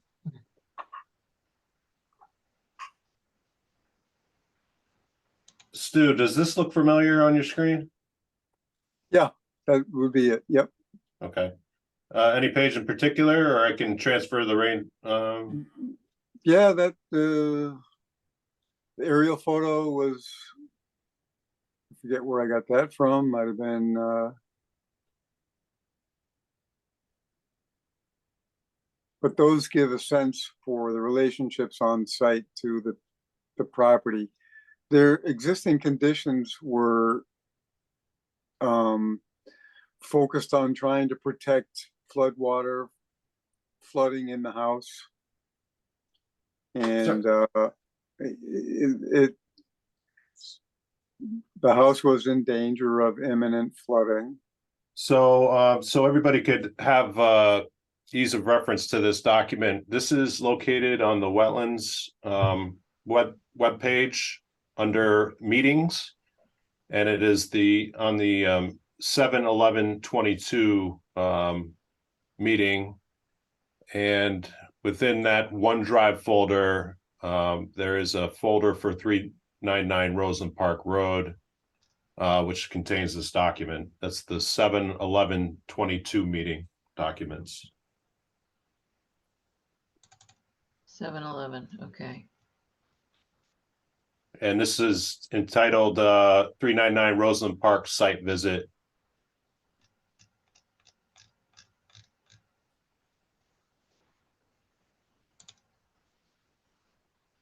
Oh, it's not associated with the agenda. When I call up the agenda, I don't see anything else, just the agenda.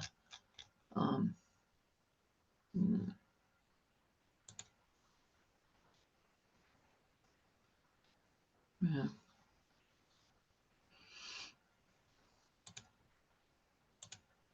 Well, Bill Nowinski, my understanding that maybe his drawings aren't the best representation of it, that it was just going to skin down a couple of high spots and then use the fill elsewhere. So the number 1 and number 2 might not be exactly in the right place, and the fill hole might not be exactly in the right place either. But that was my understanding, that the work was very minor in nature as far as the transfer of soil. Mr. Grenier, you're on the meeting. Are you there? He's muted. Unmute yourself. He's on phone. Oh, but he still has to unmute himself. So we can hear him. In my recollection, because originally, the scope of work was about the pond, but that transformed to just the swale, creating a swale, and that wouldn't entail more than just guesstimating, 40 cubic yards. Maybe 40, 50 cubic yards maximum, something like that. Could be even less. 30 to 50 would be probably a fair range to envision. But Yeah, Mis- go ahead. Mr. Grenier has to state that. We Yeah, can't. no, I'm just trying to, Yeah. Do people hear me now? Yes, Yes, there he is. Okay, well, I didn't know that I was still on mute. But Mahler asked me last month approximately how much material would I be taking out from those two high spots. And I said probably like a triaxle load, maybe two at the very most. One area is approximately 6 to 8 inches higher than the two lower areas. And then the back part, the back area, in back of the hole, that area is higher. It's about 16 inches higher. And all I'm proposing to do is scrape off the 6 to 8 inches in the lower area. In the higher area, and I was going to make that approximately 16, 18 feet wide because they hay that field. And I don't want a quick swale. I want a gradual swale so they can go in there with their tractor and, they don't drop that 6 or 8 inches in 3 feet. And the back part, more or less the same thing. I just want to make it a gradual decline and make all those areas fairly well equal to one another. And in the back part, there was a gentleman that came out from your committee. I think I heard him speaking a little bit ago. Stuart Peasley came out to my property because he gave me his card. I guess he's some kind of an engineer of some sort. But him and I walked the whole property, and down by Muddy Brook, I'm going to say from the bank of Muddy Brook in about 50 or 60 feet, it starts to drop off right there. All I'm going to do is take the higher spot towards the middle of the property and lower it to that low spot where the water can just continue to just drain out. Am I an expert dirt mover? No, I'm not. I'm looking to get maybe 95% of the water to drain out of that field, because especially during the fall, the winter, the spring, not last winter because it was so mild, but the winter before, I could have ice skated on the darn thing. 2 summers ago, my grandson was swimming in there. And I'm just looking to get rid of that water for my benefit and also for the farmer who hays the land. Because I don't know if you realize it or not, but if you have a continuous water that is in one area, pretty well nothing grows there. So what's the benefit of him trying to get hay off of there? Little to none. If I can get rid of the water, it benefits me, it benefits him. And what I'm proposing to do, as far as I'm concerned, isn't rocket science. Bill Rowinski, my understanding of it is that this is to help to dewater the property quicker.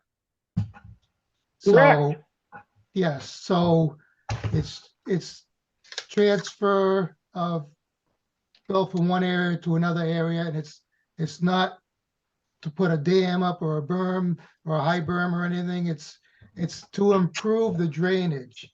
Now, that was just It- cut on the Labor Day weekend, and there was still some spots that he couldn't get to. When it was cut earlier this summer, there was a lot of spots that Matt couldn't get to when he was cutting that field. So this, Exactly, because what he doesn't want to do, because I've talked to the gentleman a number of times, he's a hell of a nice guy. But he says to me, he goes, Mike, he goes, I don't want to cut those spots. He goes, I'm not so worried about my tractors getting stuck, because he goes, when I got 4 tires on the back, he goes, that thing is 6-wheel drive. It takes a lot to get it stuck.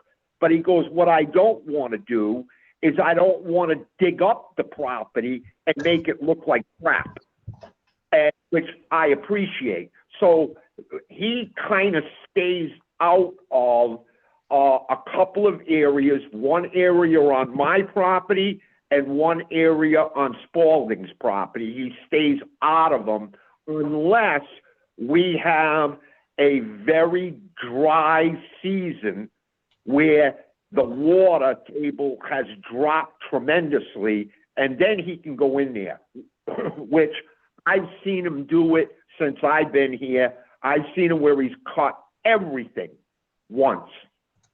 Normally he stays out of there just so he doesn't dig up the property. He doesn't want to damage other people's property. Bill Rowinski again. So the bottom line is, this is not doing a huge amount to protect the house. It is providing a faster dewatering route should there be flooding, and just for general common rainstorms to improve the dryness of the field. Yeah, because basically, if the water can, stays in there, which I have seen it in there for 2 months, almost 3 months at a time, well, what good is the land? It sure the hell ain't good to me. It's good for any kind of wildlife. The ducks love it. We've even had geese in it. And all I'm trying to do is I'm trying to make the land more usable for myself and for the farmer.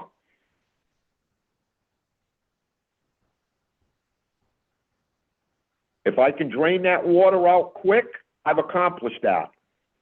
Well, it'll be quicker. It won't be necessarily quick. Yes. Well, yeah, it's only going to go down as fast as Muddy Brook goes down. Right. So under those circumstances, as I understand them, I don't have any problem with what he's proposing. So I don't either, but right now we don't have an application pending for it. He did withdraw his first application with the understanding if he reapplied and he didn't go with an engineer. I know he contacted an engineer, but then he didn't move forward with an engineer, but we don't have an application pending before us, not for use permitted as of right, maintenance and enjoyment of residential home, or for use as a wetlands agent approval, or for an individual permit. So we don't, and his fee would be not required, because that's the way, when he withdrew it, that was the agreement that the commission made with him, that he wouldn't have to pay the fee again, because he already paid money last year. So I do think he has to submit an application form of some sort so that the commission can render decision if it wants to use it, allow it as a use permitted as of right, or require a wetlands agent approval, or consider it, see, the filling of the ponded area that he excavated before could be considered correcting a violation. But the other work is not. It's in the upland review area, and unless it's covered as maintenance and enjoyment of residential home, it still needs an application form filled out for that. So we have an existing application that could be used No, that was withdrawn. it was that withdrawn. Could potentially be used as a template with additional information. Correct. Correct. He could go back if Dan can find it. Apparently there was a lot of records that were disposed of by Ashley that we didn't know about. And I don't know if Dan can find that. I can probably look, well, Dan's got them on the old records, on the web. That application should be there, even if he can't find the hard copy in the file. Okay. You know something? I'm sitting here, I'm biting my tongue. And I will tell you this much.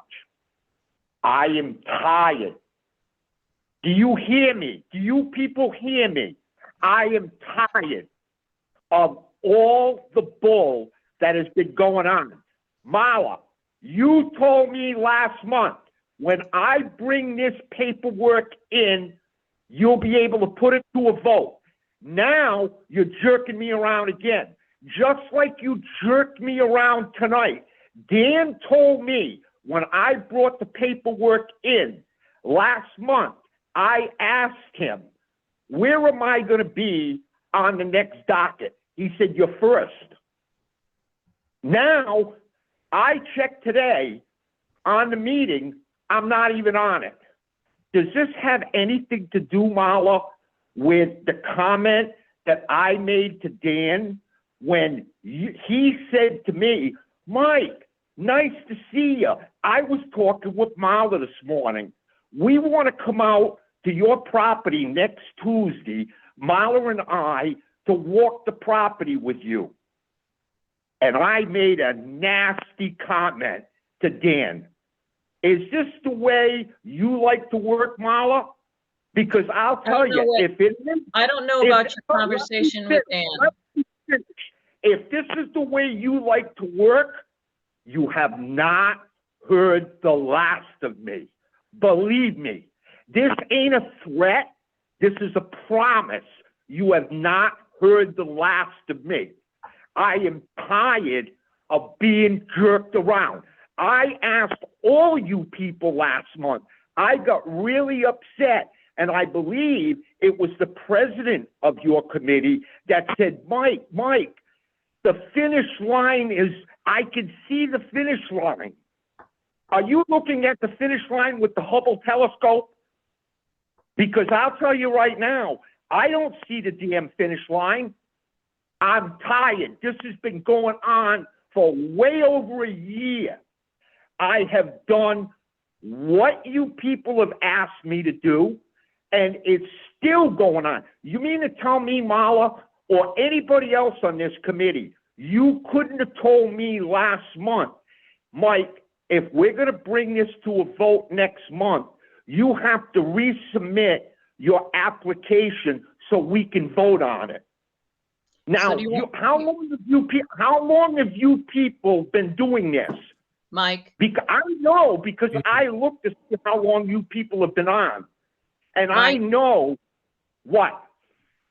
Two things. What? You called the town of Thompson this morning, and I answered the call. You were looking for Dan. One of the things that you said to me during that meeting or that phone call was that you were given forgiveness for your fee, your application fee. And that's when I said, I never said that to you. Yes, you did. I never said that to you, Marla. Don't put words in my mouth. I never, you know, Marla, there's one thing I have, a damn good memory. I was in business for over 40 years. I have a very good memory. I never mentioned anything to you. You never mentioned anything to me about any application fee. And no, I didn't mention it to you. You mentioned it to me. Property, when you wanted to come out to my property with Dan, yeah, for what? You had asked the commission members to come out and look at your property. And I said to Dan, I can come out this day. And then he said you didn't want me out there. What did you tell me 2 months ago? After I extended the invitation last October, November, you folks said we can go out there, but we're getting close to the holidays. It's kind of wet in there. How about if we come out there late spring or early summer? And I went, no problem. I'll even supply the coffee and donuts. And then when the time came for you people to come out here and I re-offered the invitation, what did you tell me? Well, there's no need to go out there. Mr. Grenier, since you're a contractor, you know how to do elevations. Okay, why didn't you tell me to do that last October or November? Marla, there's one thing I'm good at, okay? I'm very good at math. And 2 and 2 equals 4. And jerking me around is 2 and 2. And I'm done. I am going to go in. I'm going to see Dan. The application is going to be resubmitted. Next month, a vote is going to be taken. If it's not, wait till you see this fabulous Frenchman and how he can work. I'm telling you, I've had it. And holding me, Dan told me I was first on the list tonight. And then all of a sudden I look and I'm not even on the meeting. Marla, what did you do? You got together with Dan and you said, you think I'm going to let him talk to me like that? Take him off the list. We'll put him right at the very end. I don't know what you're talking about now. Oh, Marla, come on. Hold on, Marla. Let me go get the boots. It's getting deep. Hey, Mr. Grenier, this is Mark Parker, Chairman. What? I think you have a very good idea, and I think that you and Dan should go ahead and resubmit the application. You know, this week, next week, and next month, we will have it on the docket. And I don't know, there's probably some administrative problems going on. We're going to try to work through it. No. Listen to me. I saw Dan putting the information in the computer system. I looked right at Dan and I said, where am I in the meetings right now? And he looked at me and he goes, you're first. I haven't heard Dan say one word. So he knows what he said to me. You know, Mike, if you could let me speak, I don't remember that. And from my knowledge of this case here, this has been an enforcement matter my entire time in this town. I would not have considered this to be an application. This is news to me that it was an application prior to my time here. And I would not have put you first on the agenda in a section where I didn't think it was relevant. This has been an enforcement matter my entire time here, and this would have been the first enforcement matter we discussed tonight, as it was the first enforcement matter we discussed the last time. And I did not talk about your behavior in the office at all. So there's no cahoots, and I'm disappointed that that is what you went to. Dan, hey, you know something? Put yourself in my shoes, okay? This has been going on for way over a year, okay? I was told when Norman from Killingley Engineering tried to put it through under agricultural, couldn't be done. Can't do it under agricultural. And I asked why, and I never really got an answer. And then I was told that, it couldn't be done because I have to generate 10% of my income off the property. I've been told all different things.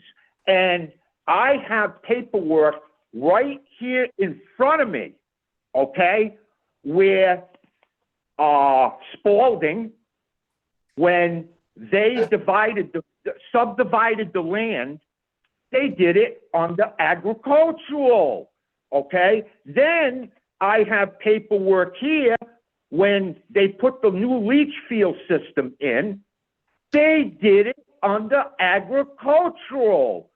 But, you know, is this the saying that it's not who you are, but who you know? Let me ask you one other question. Back in 2015, when this leach field system was drawn up and submitted to you people, anybody in that council know Seth Spalding? I bet you all of you do, except for Mr. Beasley, because he wasn't on the council back then. And you know something? As I said, not who you are, but who you know. And I'll tell you, you know, I'm up in arms with this, because what I first submitted to do, okay, that was extreme. I'll admit it, but I would have liked to have a pond on the property. Okay, we can't have a pond. So since that time, I have been trying to just do a very minor thing. I have listened to council meetings over the last year, and some of the stuff that I've seen, or I shouldn't say seen, but I've heard you guys approve. And I go, what the hell am I, chopped liver? I'm looking for something very minor. And it's like postponement, postponement, postponement, postponement. What's a person supposed to think? You put yourself in my shoes. If you had all these postponements, you wouldn't think you were being jerked around? Come on. I wasn't born yesterday. Okay? And you're not talking to somebody that doesn't know a lot to do with this stuff. Okay? And I'm not saying I'm an expert, but I know a lot to do with this stuff. This stuff that I have on this property through your council and through the building inspector, that has me amazed. As I pointed out last month or the month before, the building inspector you had in town here, his last name should have been Brain Dead with the stuff that he allowed and the stuff you allowed. I have a leach field system that was put in within 35 feet of wetlands. I have a leach field system here that was put in within 75 feet, not 75 yards, 75 feet of flood zone. And you allowed this. And why? I'll tell you why.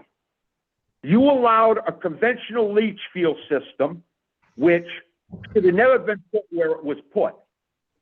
If you would have put the right, or told them to put the right system in, it would have been either a sand filter system or what they call a typical filter system. Those systems there, Marla knows what they are. They are designed for compact areas where either you don't have enough property to put a conventional leach field system, or you have high water table.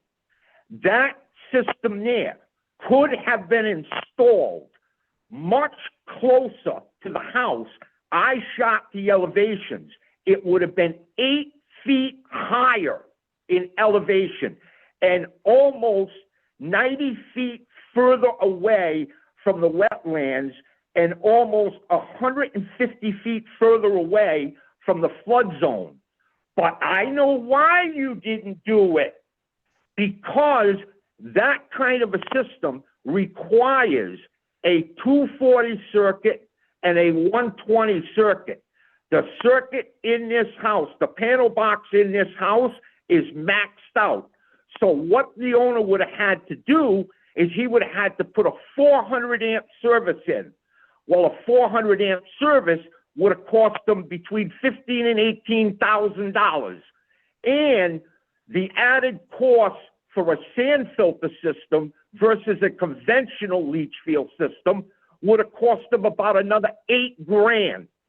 So you're talking in excess of $25,000 to $30,000. It would have cost him more to put the right system in.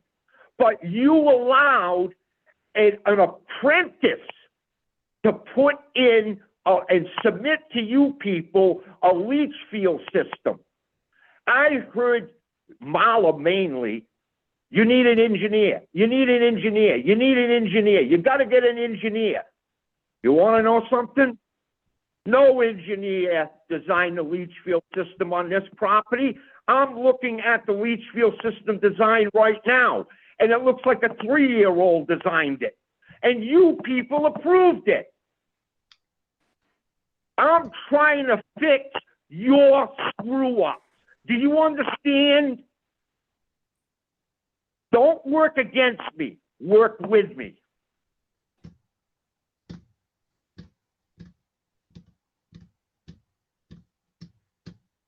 I think it's a question of taking a step back and looking at this objectively. Stuart Peevely speaking. As I said in emails, and I think I've tried to convey that the scale of this is pretty small in the overall view of things. And what we're trying to do, let me just finish here. What I think is important is if we can do something to help facilitate protection of the property. Now, I know wetlands is our priority, but in this case, we've got a lot of sort of snafus. Let's call them snafus. And the question is how can we correct them? How can we correct them as a commission and do so properly? At this point, you're very upset, and we've got to help correct this problem. But we're in the wrong time of season now. It's raining like crazy. I can't even mow parts of my lawn. We've had so much rain. Part of my lawn where I got on the other side of the berm is underwater. I can't mow it. So the point is, how do we best approach or come up with a strategy for solving this problem? And this host of problems, I think, really comes down to just a list of requirements that we can address one by one. And I think the biggest one right now is just knowing how much soil we can move to accommodate that swale. And I was talking earlier, I said, before you got on, Mr. Bernier, that I thought it was between 30 and 50 cubic yards to my memory. And it's actually, you're saying it's 20 or less. So no, I'm not saying it's 20 or less. I said 1 to 2 triaxles. A triaxle, the last time I knew, holds around 20 to 22 yards. They can hold more. But they can hold that, but they won't allow them on the road anymore. No, they won't allow them on the road. They can hold about 27, 28 yards, but now they're overweight. So I'm talking legal limits, okay, which is about 15 to 21 yards, depending on the type of material. If it's so maybe I was correct. Let's say 30 to 50 cubic yards. Let's just average it out and say 40. Okay. All right. That'd be 2 triaxles in today's terms. I mean, we can quickly estimate that if it's an average of 12 inches vertical and then what the width and length are. We'll get the cubic footage and we can convert that to cubic yards. But let's say if we could come up with something reasonable to put it down and have everybody agree that that sounds like a good approach, would you be on board with submitting another application for next month? Because we're not going to get anything done tonight. I think the most sensible thing is everybody, if everyone can be in agreement that that is a decent strategy for solving this problem, that then we can move ahead and do this as quickly as our protocols allow. I will go along with that. Only because you're the only one that took enough interest and came out to this property. It seems like your head is in the right place, okay? I will go along with your suggestion, but I'm telling you right now, like I said last month, I'm going to submit this. It better come to a vote next month, because come hell or high water, something is going to get. Well, I think basically, Mike, Mr. Grenier, I just want to say, it is Mike, or I'm not sure. Mr. Grenier, I want to say that, you know, for the most part, everybody is going to do the best they can on this commission to help you achieve your goal. I don't see there being any obstruction. We want that to happen. And I'm speaking for the other commissioners, but in my experience, it has been here in the few years that I've been on this board, is that ultimately they want to help achieve the goals reasonably for the property owner. Say this, you could have fooled me. Well, I know. It's not been a good experience for you. I don't know his name, but one of the gentlemen last month said to me, Mike, I could see the finish line. And I'm really wondering now if he's looking at the finish line through the Hubble telescope that can see Mars. You know, I mean, I think we're close. I think we'll get you there, Mike. Yep. Mr. Grenier. So, Stuart, would you? I don't mind if you people call me Mike. That's my first name. I got no problem with that. Okay, so Stuart and Stuart and Mike, I like the idea. I think if we could get it put in as a wetlands agent approval, and then we could get it presented next month, we could probably vote on it and approve it as to being a wetlands agent approval. Would you agree, or do you think having it submitted as a use permitted as of right proposal? Just so that, what's the quickest way to move this to put this to bed next month? Because Mike, yeah, go ahead, Stuart. Yeah, I think at this stage, if we could get it through the wetlands agent, that would be great. Yep. So let's get it through. So Mike, it was me, Mark Parker, the chair, who I was. We just wanted that last little bit of information about, what exactly areas you were going to scrape off and how much. Now we know it's 2 triaxles, blah, blah, blah. And now we need to get it down on that piece of paper that the wetlands agent can look at and sign off on. So that's okay. Let me ask you this. Yeah. Okay. Do I have your promise that if I reapply for the application, it seems like this is the only thing that's holding this up now, that there will be a vote next month? Yes, and I think if you do it either as a use permitted as of right or as a wetlands agent sign off, application. Mark, I'm not sure you should explain the difference. The wetlands agent, we won't need to vote, correct? Correct. Well, we would vote to approve the wetlands agent to sign up on it. Yeah. Okay. Yeah. So if you're going to do that, Marla Butt speaking, the base Yep. map that you want to use is the original subdivision map for the Spalding property, which is record drawing 2509. That has the delineation of the wetlands on it as well as the uplands. So that would be the appropriate map, the full scale. And I think, Dan, do you have a plotter at in Woodstock that can produce a full scale drawing? For a fee. It's housed at the clerk's office. I believe they charge $5 for a one single sheet plan size. Okay. So the question is will she provide it to you at no charge? It's a new machine. It's newly housed in her office. I'd have to see what I could get from her. I'll pay the $5. Thank you.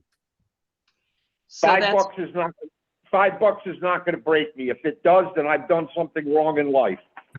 So that map is map number 2509.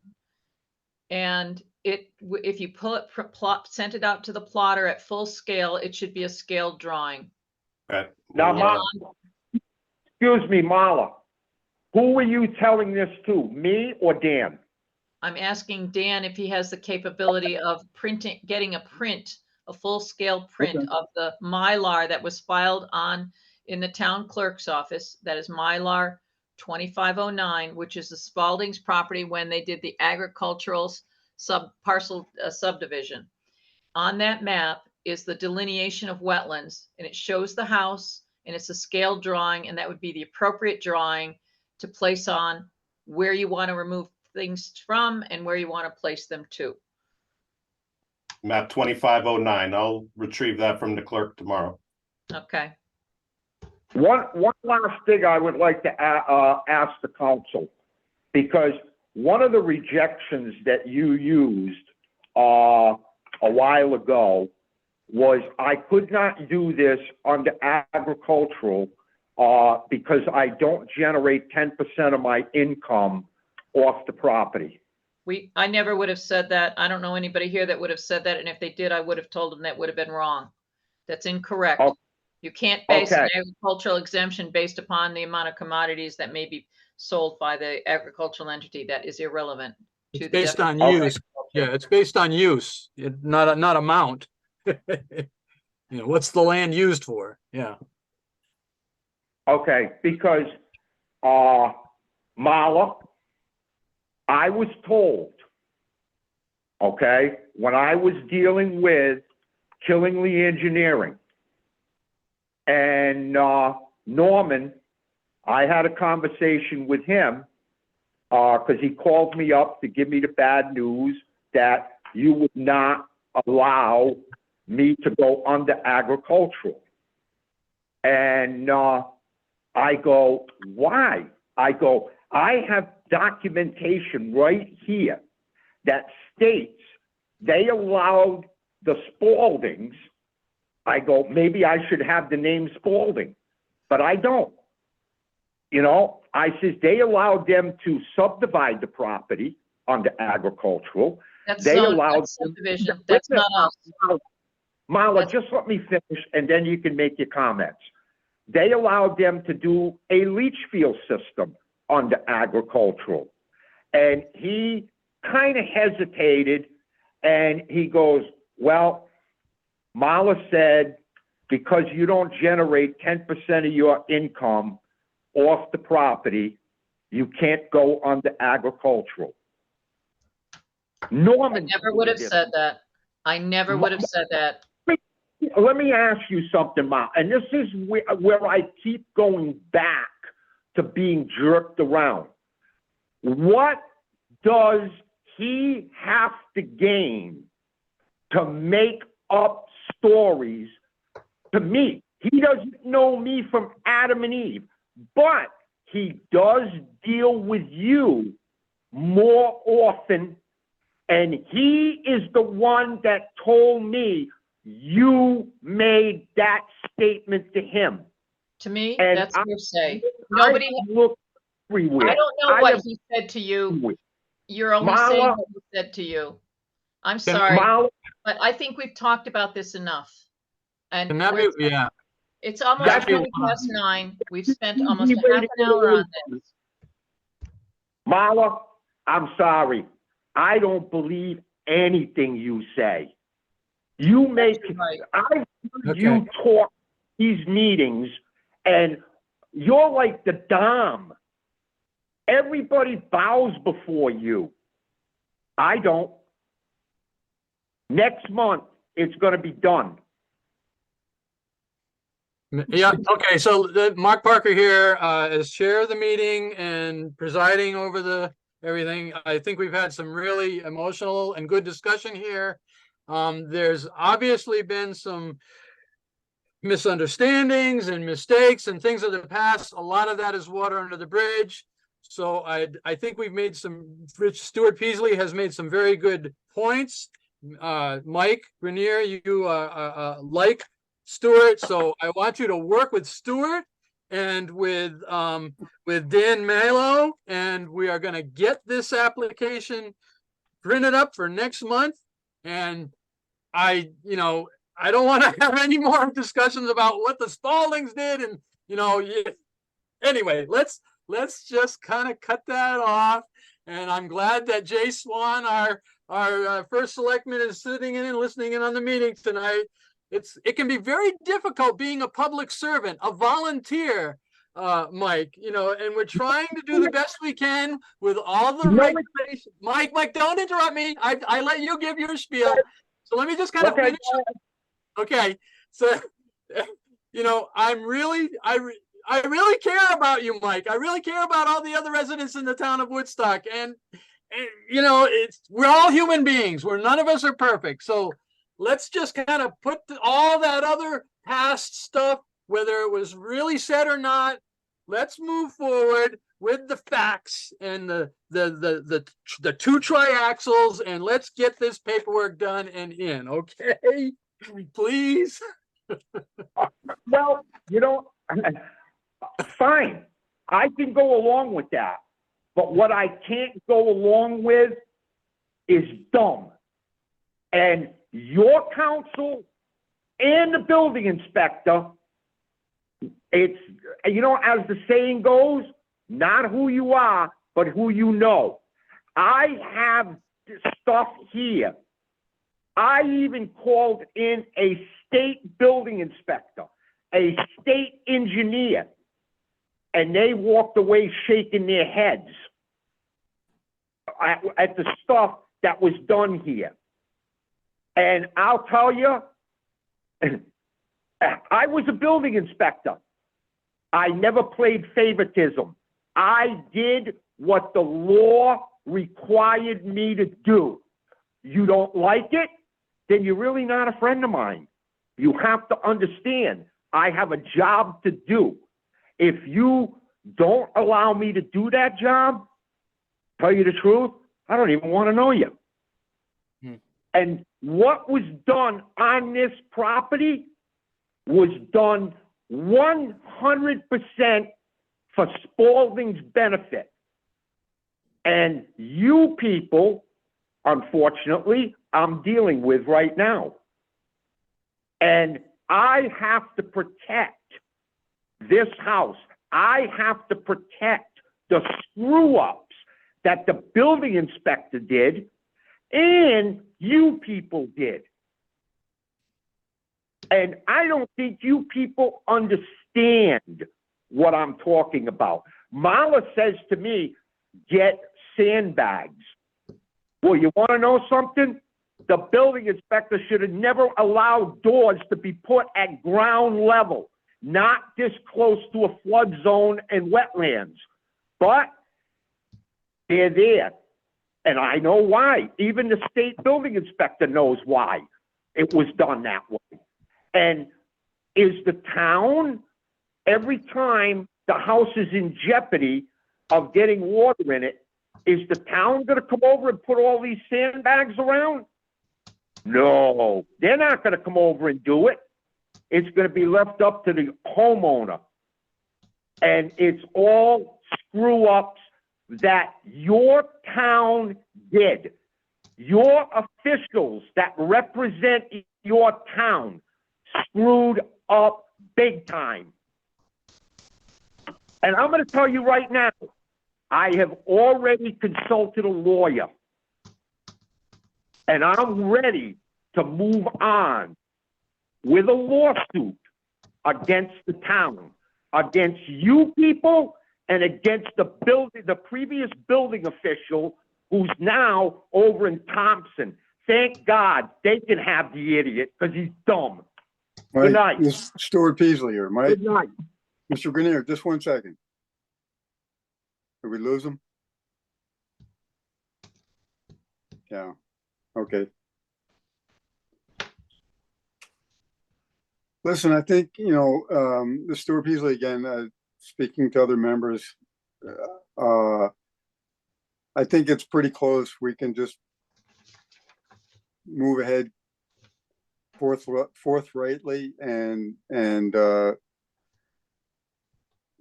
get this done. Yep. Pretty straightforward. Yep. Bill Rowinski, Mr. Grenier is not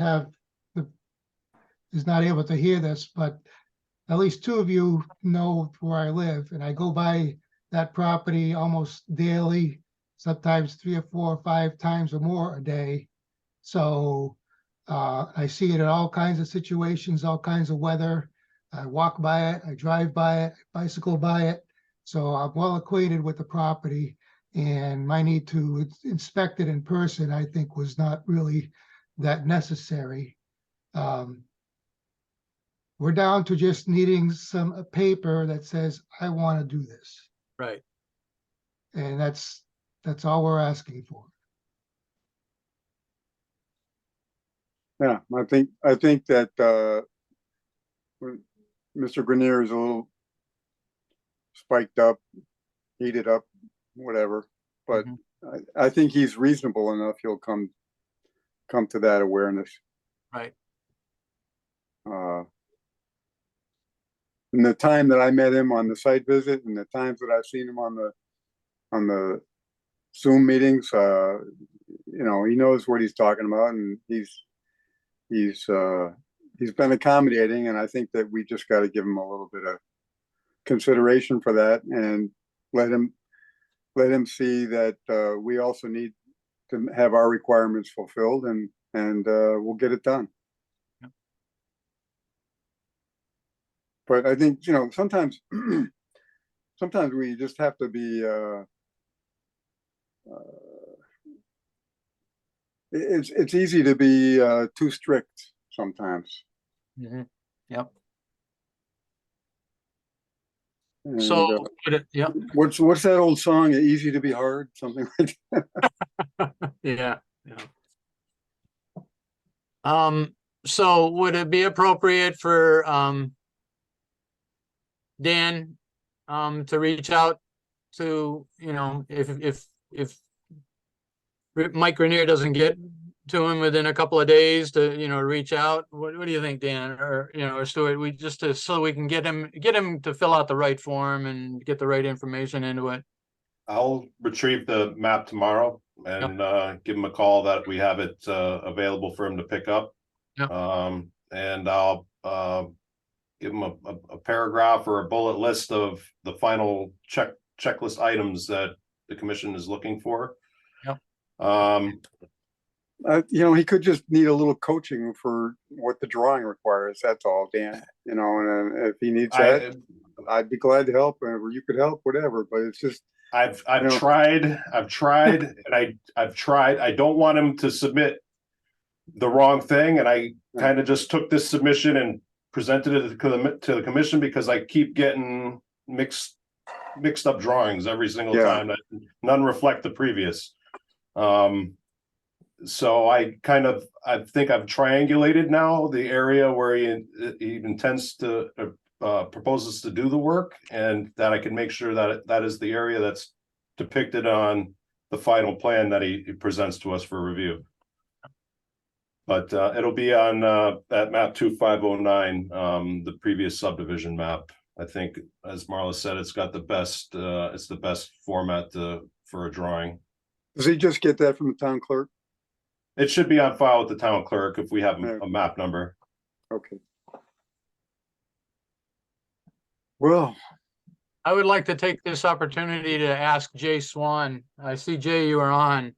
Jay, do you have any thoughts or comments or observations you'd like to share with us on what you think about this particular event that has occurred? Well, I'm trying to do our job here, Jay. no, I know that. But you know what? I just want to personally thank Dan Malo for inviting me to attend tonight. Because Yeah. he said to me last time we spoke, he said, "Hey, you busy Monday night?" I said, "No, not really." Why? He said, "Why don't you come to inland wetlands?" I said, "Oh, thanks, Dan. He'll be lucky if I ever speak to him again." Sorry. Yeah. No, but I try to go to meetings, in person or via Zoom, just to get a feel for what's going on. And to all of you folks that serve on this commission, I want to thank you, because you deal with once a month what I deal with daily.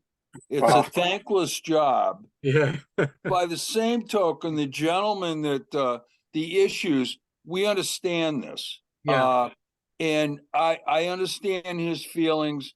And when I was muted, I said to the First Lady of Woodstock, who happens to be sitting here, I said, many times there are complaints about previous administrations, previous building inspectors, previous this, previous that. Well, don't blame us for what happened in the past. And I understand his frustration, his anger, and it has nothing to do with the Spaldings. I think, he's come into the movie kind of late here, and he's trying to play catch up. And what you presented tonight, if he had listened, you were all being very helpful. Stuart, you by going to visit, Marla by your suggestions, Dan's by your offer to help and that sort of thing, and Bill as a neighbor going by the property. The issue is, at one point, I said to Sue, I said, he ought to just let it go, because he had answers to his problems. And it was a matter of do the application, talk to Dan, get the map, and you're going to be good next month. But I do understand his frustration. And this is what happens with many, many boards and commissions in town, as you can all imagine. Yeah. Yeah. But boy, I'll tell you, Mail would be lucky if I speak to him again after inviting. No, seriously, I just fail. I do try to go to a variety of meetings just to find out what's going on, what's happening, and that sort of thing. And I just happened to hit this meeting tonight. So life happens. Yeah. They're not all as entertaining. Right. Okay. Thank you. Oh boy. All right. Well, But I also don't want to make fun of his right. No. angst, and I think he does. He's looking at the clock. He's also had he's dealing with a lot of pressure that probably we don't realize is like, well, hey, there's more that nature is going to bring, that it's like he's trying to protect his property against them. Well, Right. Bill Rowinski, the other thing is none of us required him to buy that property. No, but he didn't know what he was. No, nobody was going to tell him, hey, you better watch out. That all these conditions exist. It was education. He learned as he lived there. And just for the record, I've come across a couple of those in my own transactions, so it's hard to know what questions to ask when you're looking at a property. Bill, nobody. I just want to thank you, Bill, for not mentioning that while he was on the line. Yeah. Yeah. Thank you so much. Yeah. Because I would be the first phone call tomorrow morning. Yeah. Complaining about you. Yeah. That wouldn't have helped anything. No. No, All right, well, thank you. So under administrative business, Dan, did you have other enforcement inspections? Mr. Bentley's still communicating with Deep Dam Safety about his retaining wall around, or I'm sorry, his earthen berm around the pond. Okay. And that's kind of the only stone I was kind of able to turn over any new information on. I did have to use, I think it was 15 hours of paid time off or lose it. And so that past week and a half, I've kind of ran on a bare bones couple hours a day, kind of to do the minimum I can get accomplished. So some of my goals for follow up on ongoing projects and enforcement kind of fell to the next meeting to report upon. Okay. We do have Mr. Rudden on the line, I think, who would I don't know where we're at in the agenda, but he wanted to ask a question to the commission. Okay, well, we had inland wetlands application forms and inland wetland regulations. Shall we move that to next month, folks? Yes, Yes. please. Yeah, we'll Yep. move that next month. And then we were gonna do a personnel update, but we could push that off and get to Mr. Rudman first. What do you think? That's fine. Go ahead. Okay. Fine by me. All right, Dan, go ahead. Or Mr. Rudman, yeah. Dan, do you want me to go ahead? Yep, go ahead. Okay, I'm having trouble getting my camera working, but I hope you can hear me. Yep. I know you've had a long night, so I'll try to be brief. Basically, my fiance and I bought property at 17 Laurel Hill Drive earlier this year. And I'm very familiar with the wetlands laws in Massachusetts where I live, not so in Connecticut. And I just wanted to make sure that something we'd like to do doesn't violate anything or find out if it requires an application. And very simply, the house we bought borders the road, the cul-de-sac road that goes to the town beach on Lake Bungay. The part of our property that is immediately next to that road is about a foot lower than the road and appears to have been a natural drainage swale for runoff from Laurel Hill and that road. Would come down the road and then enter our property and go through this drainage swale and eventually filter out on part of our lawn, which is wet, not going to the lake. The previous owner of the property seemed to have dumped over the years all their leaves and many pine and oak boughs and branches in that area. And all I want to do is pull them out, throw them in my pickup truck, drive them to the land I own in Massachusetts. I own several acres of land and spread them out there. One, just to clean up an unsightly mess. And two, if that is indeed a drainage swale, to let it function again. The area we're talking about is a minimum of 135 feet back from the edge of the lake on the property. But I didn't want to touch anything without making sure that I didn't need to file anything and that it was allowed. Is that the yellow area I'm seeing on the photo on our screen?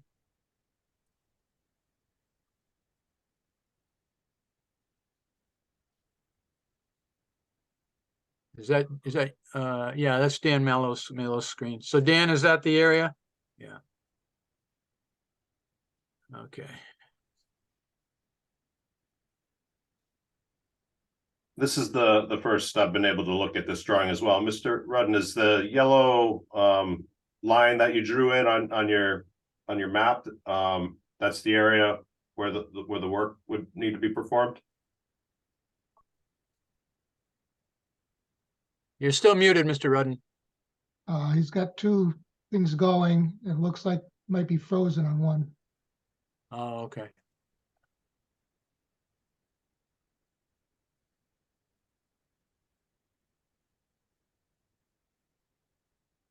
And I think we lost him.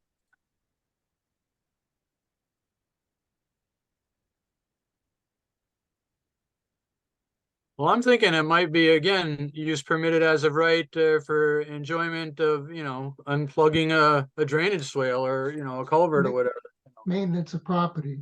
Yeah. Maintenance of property, yeah. You might even be able to get the Bungie District to do that, or at least see if they have an easement on that property for that. Right. So my only question would be what would be the method of removal? Because I'm looking at the 2016 aerial photograph of that area. And there's a lot of pine trees there, right on the stem going out to the beach.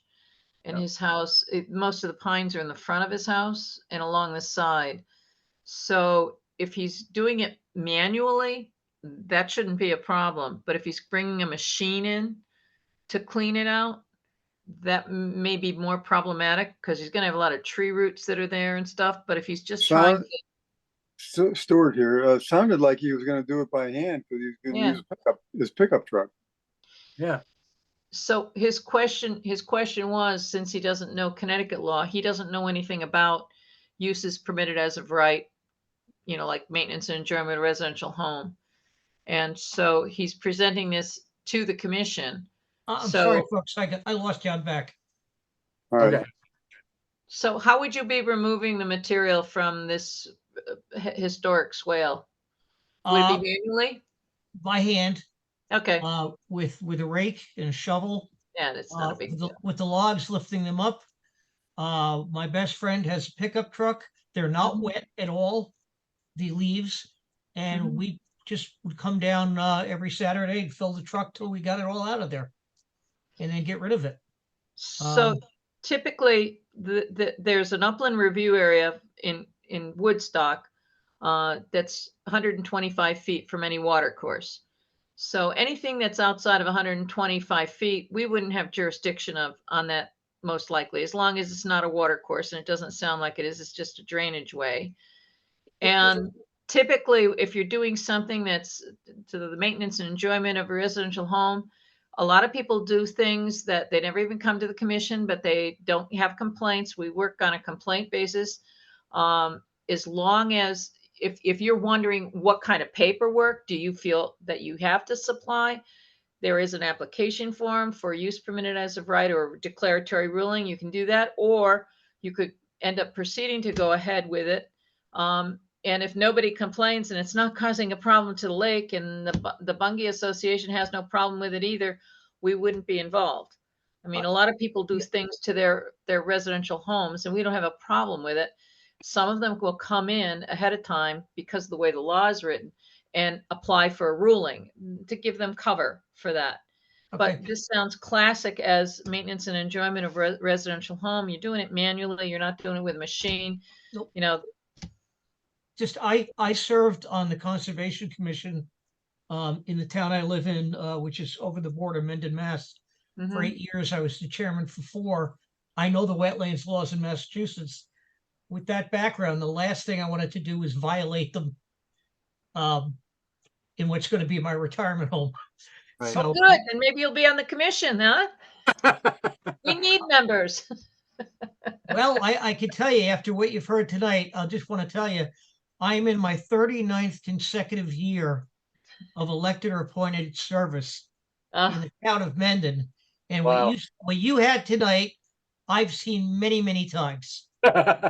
And I'm not afraid to stand up to and do my part. I actually hoped I am retiring in about 18 months from my job in Massachusetts. My fiance is already retired, and that is going to be our home. And I would more than be open to serving on anything in the town because I love public service. I'm actually a municipal employee, so I know what it's like. But I didn't want to do anything without checking with you guys first. Right. Because 1, it's a lake. 2, it's very visible. And three, it's the right thing to do because I've had to, in my appointed positions, say to people, what do you mean you didn't know the law existed? And I'd rather just get cleared up front. So I appreciate that. I'll be happy to file an application for maintaining the house. If you think that's necessary, we probably weren't going to start till November to do it. And do it But are over you the- within, is the work that you're doing within 125 feet of the lake shore? No, the closest point we come to is about 135 to 140 feet back. Then as long as it's not a water course, i.e. runs for more than just a storm incident, it's not in our jurisdiction. Okay, I do appreciate that. Again, I just didn't want to do the wrong thing, as a first step in moving into the town. I Right. wanted to do it right. Well, thank And, you. Very good. I appreciate your help, and I also would like to say thank you for your service. I know sometimes people just like to vent, Yeah, that's right. and we have no choice as public officials but to take it. But thank you very much for your time. Dan, thank you for referring me. Yep. Have a good one. You're Have a good welcome. evening. Yep. Take care. Okay. Well, Jay Swan speaking. That was a nice way to finish. And with Mr. Rudin, I will take my leave and I bid you all good night. Thank you, Jay. Thank you, Jay. Good night. Good night. Okay, personnel update. Do we have one? Or is that carried over from last month? It's a slight carryover. Okay, all right. It's I'll be tomorrow evening. Marlon and I have a wetlands meeting in Thompson where on our agenda the transfer of power is an agenda item. I don't know how long I could do both towns for how long. Okay. I was kind of surprised at the volume that we had this month, but I did plot the last 7 or 8 years on a graph and knew September was coming in some way. But it can't be this kind of docket every month for too long. Right. So just so the rest of you know, I'm in the process of terminating my employment with the town of Thompson. And part of the idea of this, it's going to be a phasing out. Dan will be taking over the position as wetlands agent with the idea that I will continue on as a consultant to revise their regulations and provide them with assistance in getting them to revision. Thompson has a concept for subdivisions.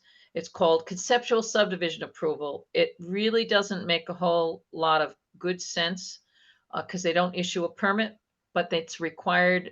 They put it in because of the way the subdivision statutes read about if you have any wetlands on your property and you're subdividing, you have to submit an application to the wetlands agency.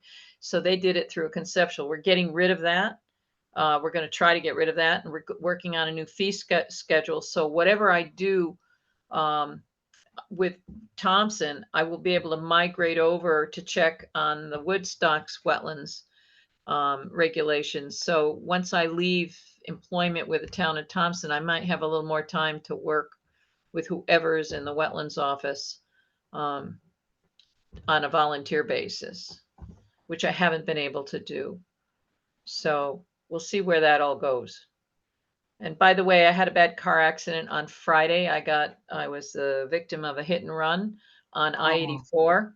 And it appears as though they've totaled my new Forester Wilderness, which is only about 4 months old. And it's kind of sad, but I'm okay, kind of. It's a little frightening, but I'll get through it. Yep. Hit and run. Yep, they didn't stop. It was a box truck. And so the Wow. state police can't do any investigation because we don't have a license plate and just have to go through the whole mirage. Luckily, it got good insurance, so we'll see how that works out. Boy. Boy, boy. Hit me from behind, and I was in the slow lane, and luckily I had the cruise control with the distancing for the car at the max, so there was nobody in front of me, so I didn't hit anybody else, because if I was doing about 64, and whoever hit me must have been doing close to 90 with the Ooh. damage it caused to the car. So if there had been somebody in front of me, I would have been the one responsible for all the damages. So just to be forewarned, there's crazies out there on the road. Oh, Well, I see a lot of truck drivers and a lot of them these days don't even speak English. So yeah. whether they have a license or not is a whole nother story. Yeah. And some of them are constantly on their phone. Mm-hmm. It's crazy. All right. Well. I moved to anything else? move Yeah. to adjourn. So what, you want to second that? Yeah, I'll Yep. second that. Motion's been made by Marla Butt, seconded by Stuart Peasley to adjourn. All those in favor signify by saying aye. Aye. Aye. Opposed, abstained, so moved at 9:50 PM by my computer clock. Okay. Thank you, Adios, Dottie. amigos. Thank you, Dottie. Thank you, everyone. Thank you, Daddy. Thank you. Hey, Stuart, Thanks. Stuart, Yes, sir. had a Yes, sir. nice Thank little, you, had a Stuart. nice little, had a nice little chat with your mom and sister the other day. It's nice to meet them. Small world. Small world. Well, sounds like you got a plan. Yeah, we got a plan. Yeah, so we'll get a stone put in, and your mom will be right next to your dad, and yeah, so we'll take care of all of that. All right. Thank you, Thank Mark. you. You're All right. welcome. Have a Bye. good one, everybody. Have a good night.